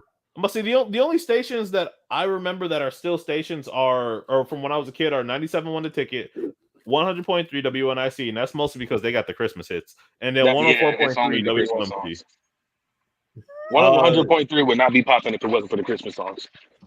Yes, it would. Always popping. They got the 60s, 70s, and 80s. And now Tell me a 90s. time I have never turned on 100.3 and it wasn't Christmas. Yeah, that is. You ain't searching for it, then. They You ain't searching. You ain't really they play searching for pretty it. decent music throughout the year.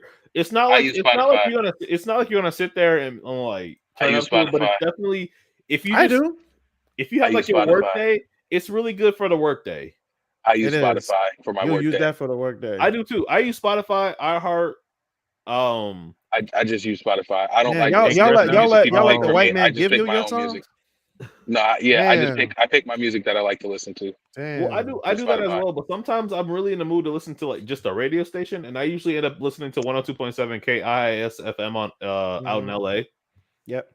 Because I'm not gonna lie, for some reason Ryan Seacrest in the morning just doesn't sound that bad. Makes you feel good, you know. Yeah, it's a good start to your day. I never woke up and said, "Man, I would like to hear Ryan Seacrest." I haven't either, but I stumbled upon it works. one day, and I was like, you know what, this actually isn't that bad. They got their whole like War of the Roses, like they had their whole thing, and they play the hits. They play the today's hits, and I'm like, okay, I get with it.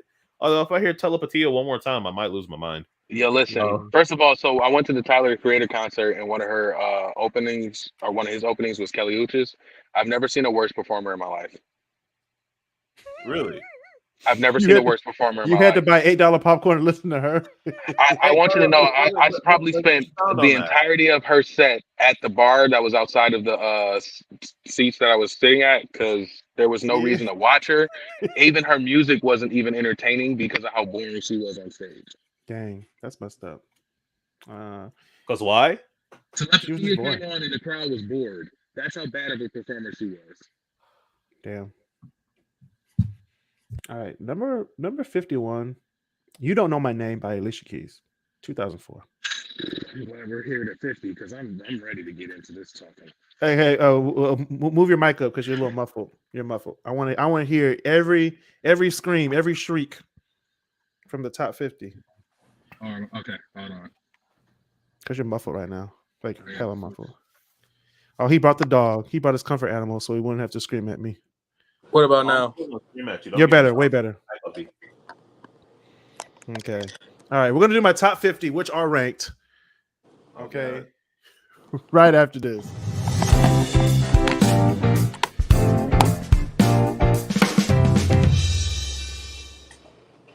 All right, we're gonna go into the top 50 with we're gonna tread lightly. I'm gonna start off with a hit. We're gonna do Let's Get Married, the remix by Jagged Edge from 2000. That's starting off the top 50 at 50. I'm not mad at that 50. I'm not mad at that 50 at all. You can't be mad at it. It's Jagged Edge. I can't be mad at Jagged Edge at top 50. Are you saying that Jagged Edge is a solid baseline between what's good and what's slightly less good? No, I'm saying that's a good way to walk into the top 50 when we're talking about actually ranked songs instead of Chris's nonsensical rank first 100. Oh, trust me. It gets worse. It gets worse. Worse? Of course it does. It gets worse. Number 49, we have Step in the Name of Love by R. Kelly, 2003. Incorrect. You said incorrect?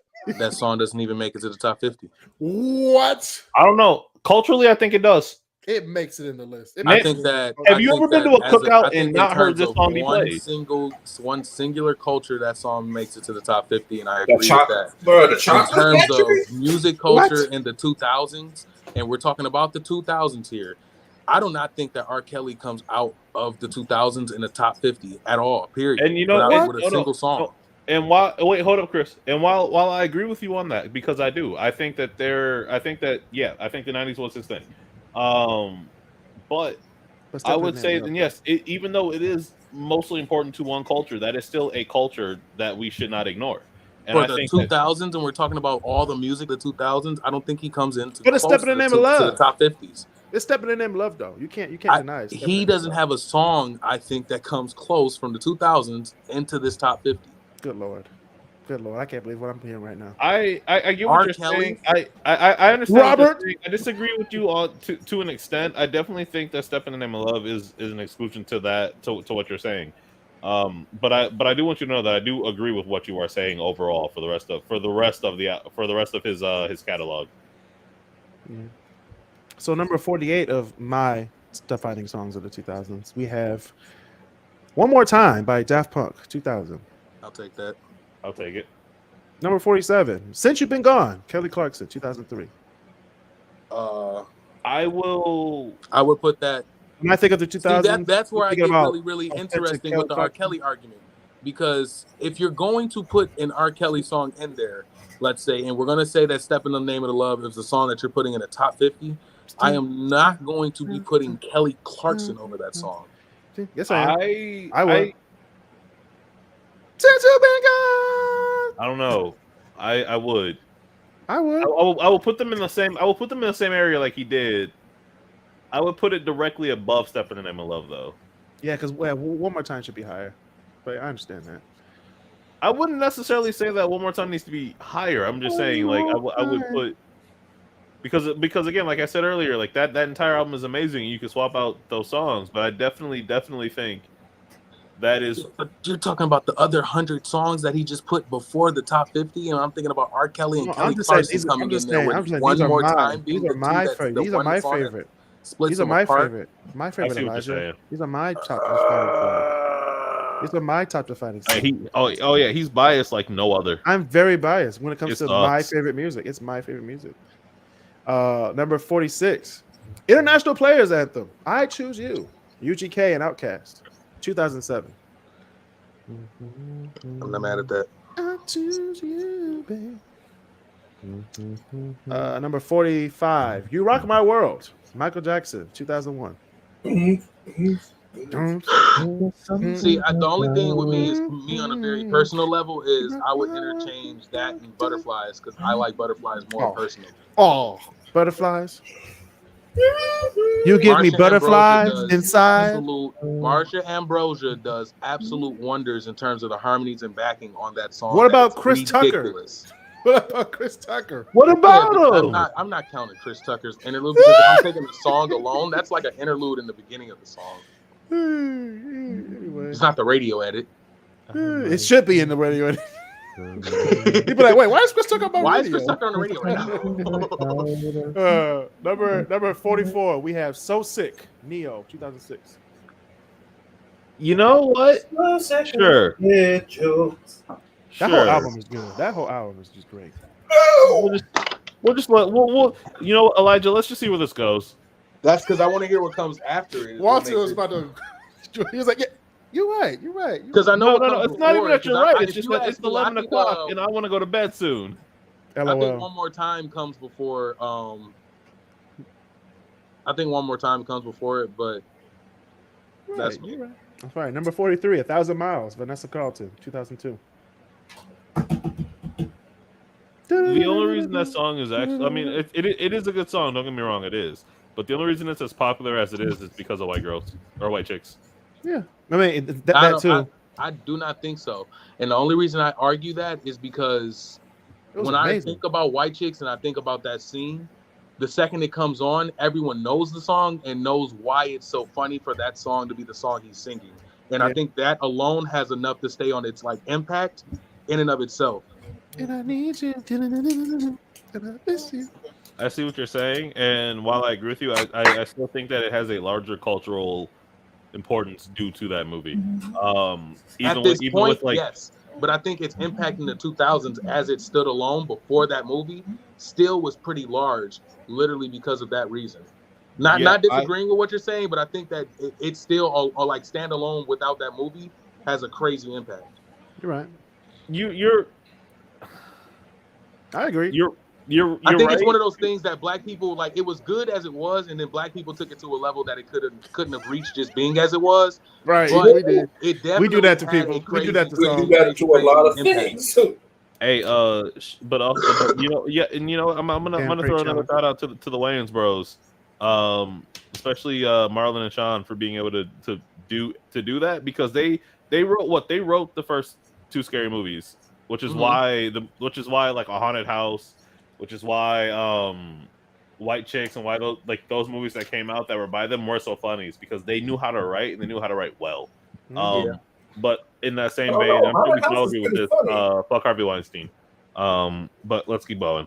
Yeah. Speaking of Harvey Weinstein, number 42, we have Umbrella by Rihanna, 2007. Why is that what references Harvey Weinstein? Because he has an umbrella of things to do with a lot of people that we don't want to talk about. Okay. Number 41. That was called a bad transition. And if you do it again, I'm kicking it was you a off very the bad podcast. transition. Welcome to the podcast of really bad transitions. Number 41, we have Right With Me by Nelly, 2000.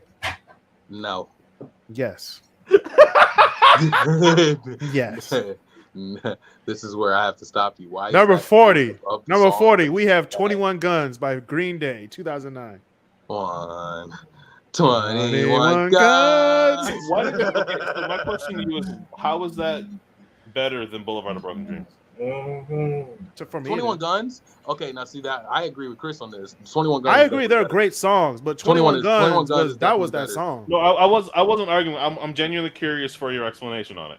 It was just that song. It was better when I hear it on the radio. I love that my explanation is going to be way more intense. Chris is just Yeah, no. I want your explanation because Chris is an idiot. I'm not an idiot. I'm just saying, for me, it was a better song. That's just why. It just was better 21 Guns in a more in-depth explanation is a beautiful rock masterpiece, and it's very few of those very, very sad rock anthems that can get really, really big like that one did, for one. For two, the literal subject matter of that song and the way that it's written is probably one of the best. It goes up there with "Sing for the Moment" for me. It goes up it's a very well written sad rock song. It's an anthem.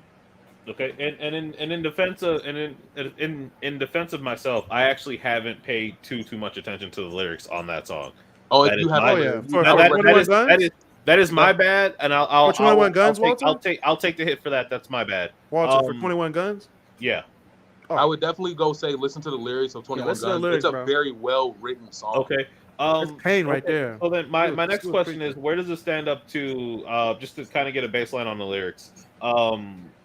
Where does it stand up against like "Welcome to the Black Parade"? It's not that depressing, but it's depressing. It's definitely not that depressing, but I think in terms of like the deeper message and meaning, it goes close to as deep. So something along like "Numb" by Linkin Park. Yeah, that's Okay. probably better, Something like that. more accurate reference. Okay. Okay. Thank you. Yeah. 39, Good Morning by Kanye West, 2007.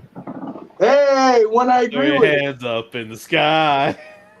Mm-hmm. That's not the song. Is it not? No, Good Morning. With the Good morning. Ooh. Wait, what am I Wake thinking up, of then? Mr. West. Mr. West. Mr. West. Is he by himself? He's so impressed. I mean, damn, did you even see the test? You got D's, Motherfucker, D's. D's. Perez. Wait. So then what am I thinking of then? Throw my hands. A Good Life. Good Good Life, Life. yeah. That's what it is. My I bad. got to Okay. shine. I throw my hands up. Him and T-Pain. Yeah. Same album. Yes, same graduation album. Number 38, Wifey by Next, 2000. You're my wifey. You forgot about the whole song, didn't you? You forgot about it. This man. You are slaughtering this man. All right, here we go. Number 37, we have No, Irreplaceable. you can't skim past. You put Wifey above what? Uh-oh. What? Yeah. What? Yeah. You're my wifey. I know it's past What 15 hours, what but can good I please morning? give her these flowers? Number 37, we have Irreplaceable by Beyonce, 2006. 36, we have Where's the Love by Black Eyed Peas, 2003. Ooh, What's that's wrong with the world? Mama, people walking around, they ain't got no mamas. You I know, can't even there's a be video of mad me at that rapping song that because somewhere. I when don't it know where comes it to, is. like, And that hopefully was it one of never those songs surfaces. that I was like, oh, they're gonna put this in every commercial, Yeah. and they did. People live and people die. It's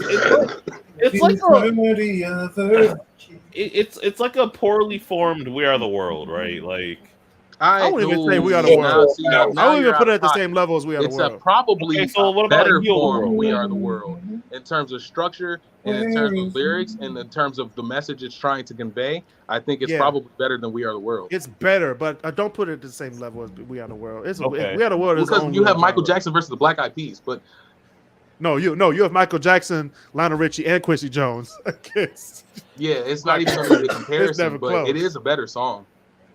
you think so? Yeah, I think it's a absolutely. better song. When you listen without a to doubt. the lyrics of Where's the Love, it's a way better song. Way better Yeah, song. it's Where's the Love is definitely better than We Are the World. All right. Without So a doubt. where does it stack on like "Heal the World"? Heal the World by Michael Jackson. Yes. It's probably still That's better not. than that. I don't even say it was. It's not at that. It's not at that. It's actually would be the same message as We Are the World and Heal the World. But I would say that Heal the World would be a more PG. Where's the Love? Okay. Because Where's the Love? They were going in. They were going on the FBI, CIA, the KKK, all them. Yeah. They were going in. The Bloods and the Crips and the KKK. They were Yeah. going in. I was like, God damn, someone's going to shoot them all. Someone's going to shoot Will I Am. But Hey, I lost my. I was a lot older than I should have been when I realized that his name is just William. Yeah. really, He did the little Sam I Am. Literally. I hate you.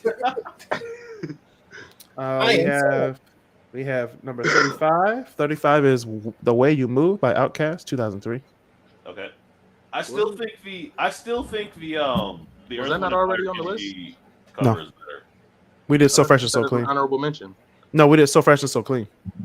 No, somebody that had was to okay. remove Yeah, an honorable mention. yeah. You're right. Next is Live Your Life. T.I. and Rihanna, 2008. I don't think that's the best song off that album. It's not. Probably Swagger Like Us is a terrible Swagger song. Like I Us, mentioned that, yes. by the way. Swagger Like Us Like is a Us, terrible yeah. song. Swagger Like Us is way more. I listened to it like for the first time in like maybe 5 to 7 years. I was like, yo, this song is way worse than I remember. Yeah. No, I've always hated When it that first song. dropped, though. When it came out, it was the greatest because everyone loved that MIA sample, which Paper Planes I hope is on this list. No, I hate MIA. Are you? I'm not a fan of MIA. No, wait. Wait. I'm on Kris's side on this one. I can't stand MIA. I think her music is. I think her lyrics are better than her music is, but I'm not a big fan of MIA. I'm not a fan of MIA ever. I've never been a fan. But no. So I gotta ask, what are your thoughts on like because that yeah, Live Your Life was on the same album as Live Your Life. No, it's what's the song with Justin Timberlake? Dead and Gone. Dead and Gone was on that album too. Oh, That song is not that good. Yeah, that's why I picked Live Your Life because it's pretty much the most pop song on that album. Hey, what about Beautiful by Eminem? I think that should be on this list if it's not. No, it's not on there. Sorry. You didn't put? Did you put any Eminem song in the top 50? Oh, we have some. Yes. Okay, it better be. I was gonna say for the Like, 2000s. I'm just saying we have some. Stan's got to be in here somewhere. Yeah, it's gonna be up there. We can go all day with him. All right. We have number 33. We have "Wake Me Up When September Ends" by Green Day, That's 2004. Fair. A very iconic song for the time. War in Iraq. Still an iconic song. September. I mean, when kids say that's a great song today, they don't know. Like when we heard it for the first time, that was when September Ends. Like, wake me up when this damn war is over. Yeah. wake me up. Because that whole album was like like they were rebelling against the Republican It's an Party. anti-war album. It's what it is. No, they were particularly the Republican Party of America. Well, that hasn't changed. Well, yeah, it hasn't. The number 32 is "Foolish" by Ashanti, 2002.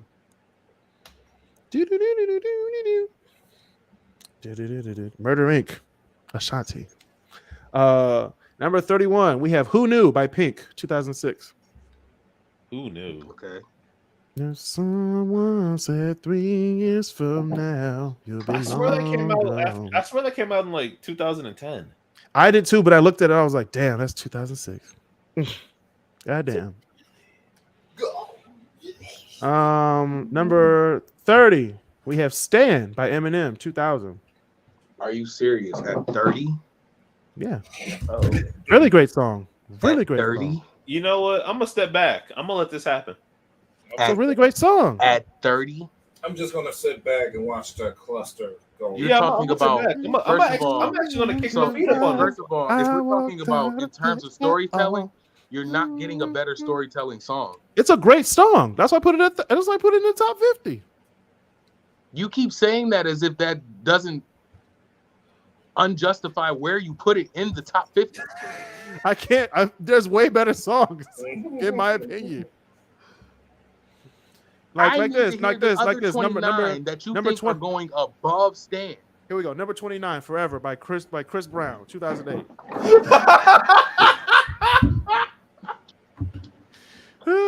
Number 28.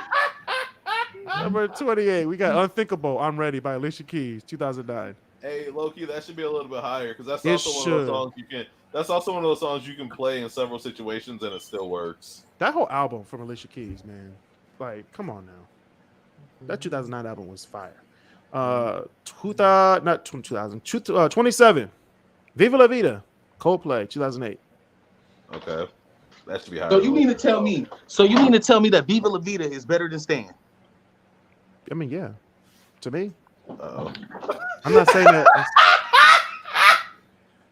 Number 26, we have "Get Low," Lil Jon, Eastside Boys, and the Yin Yang Twins, 2002. To the window. To the window, to the wall, to the sweat drip down my balls. We lost Elijah for the rest of the show. Number Damn, this bitch just Number 25. Hot in Here. Nelly, 2002. Da, da, No. hot and da. So hot in here. Wait, what year did this come out? 2002. It's the same year as Like Mike, man. Right. Also, by the way, Shout out to basketball, Jermaine Dupri. shout out, Fabulous. like shout out to Fabulous went so hard on that song for no reason at all. That one verse that nobody knows the words to. Look, don't too many players get offers like me, man. In fact, I'm off likely shake the checks off your Nikes. Marquise. I was like, almost have you- yo. Like I sat there and I was like, Yo. what? Dude, they almost had me in a suit at the draft. I was like, what? No. That was the worst lyrics ever, but they went so hard. But the thing is, like the lyrics are bad, but they're not. But they are, but they're not.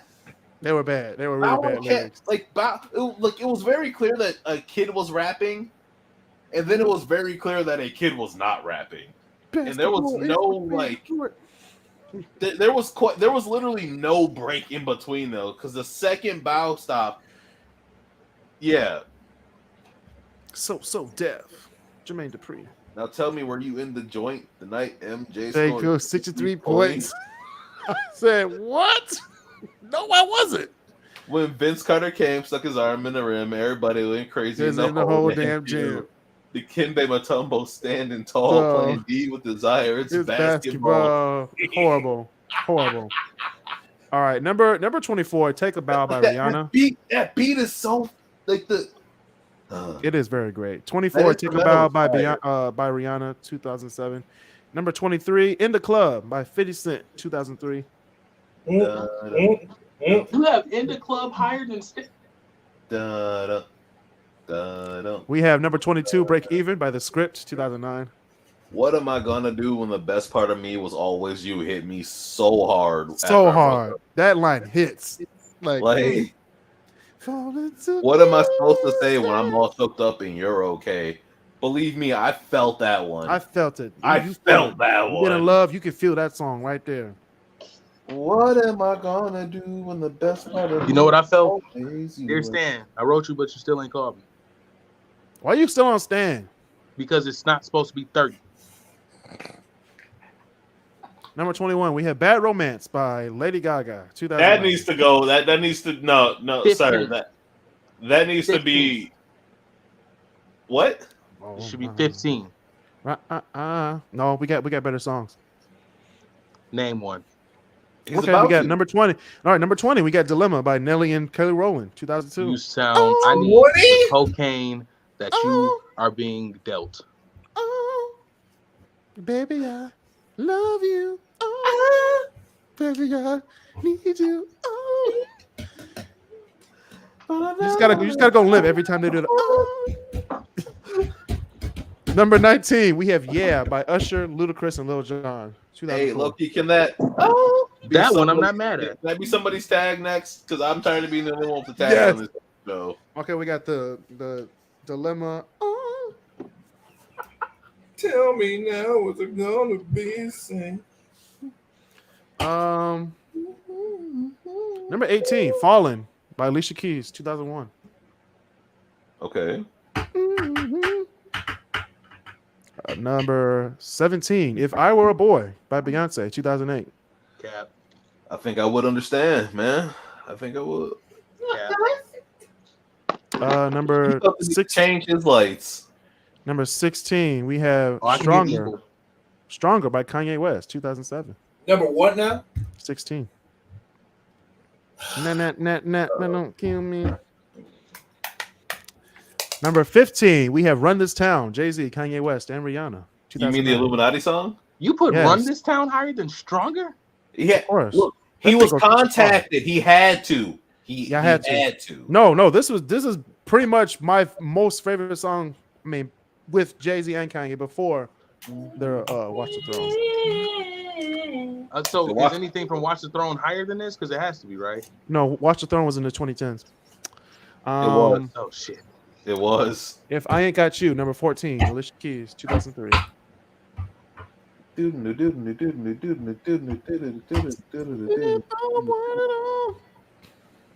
I just All right.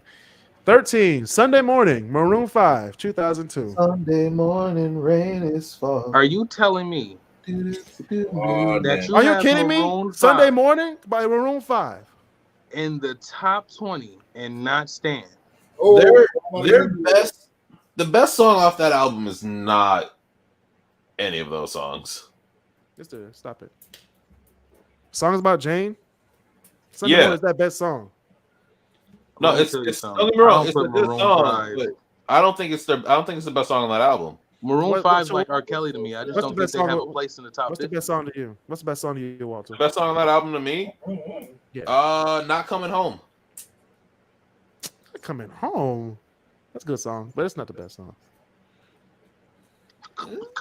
I don't think Maroon Sunday 5 belongs on morning this list. rain is falling. I would argue that they do more so because of a cultural impact than anything else. Who? What culture? The culture. Which one?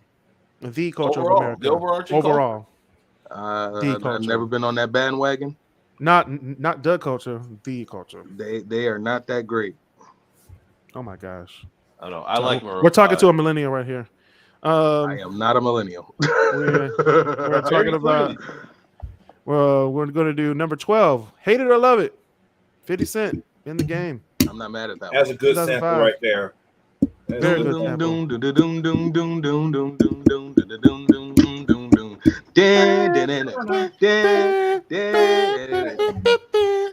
You turned this man's whole mood around, man. That whole song will change your mood. We could be ready to jump off a bridge. You press that song. You getting off that bridge. Hey, them niggas stole his bike, all right? Growing up, I was confused. My mama kissing the girl. That's the first line. Like, what the fuck? I said, "Oh, this 50th verse about to be different." It was a game song, first of all. Then he just 50 Cent ate. No. They did two absolute versions. They life did the out of 50 the Cent version, and then they did the games version. Oh no, that's too bright. No, my life. Number 11, another good beat. Sexy Back by Justin Timberlake, 2006. Timberland to go. No, I'm not going to say to go because there are other producers. When it comes to the 2000s, who was a better producer? Dre. Kanye. Pharrell. Anyone that wasn't Swiss Beats.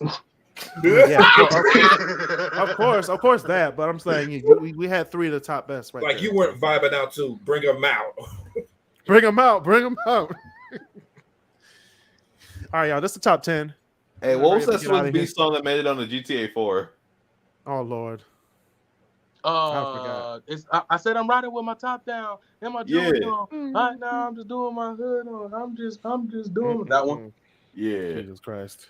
Hey, wait. Speaking of that, I wanna throw a shout out to hip hop by like the remix by Joel Ortiz.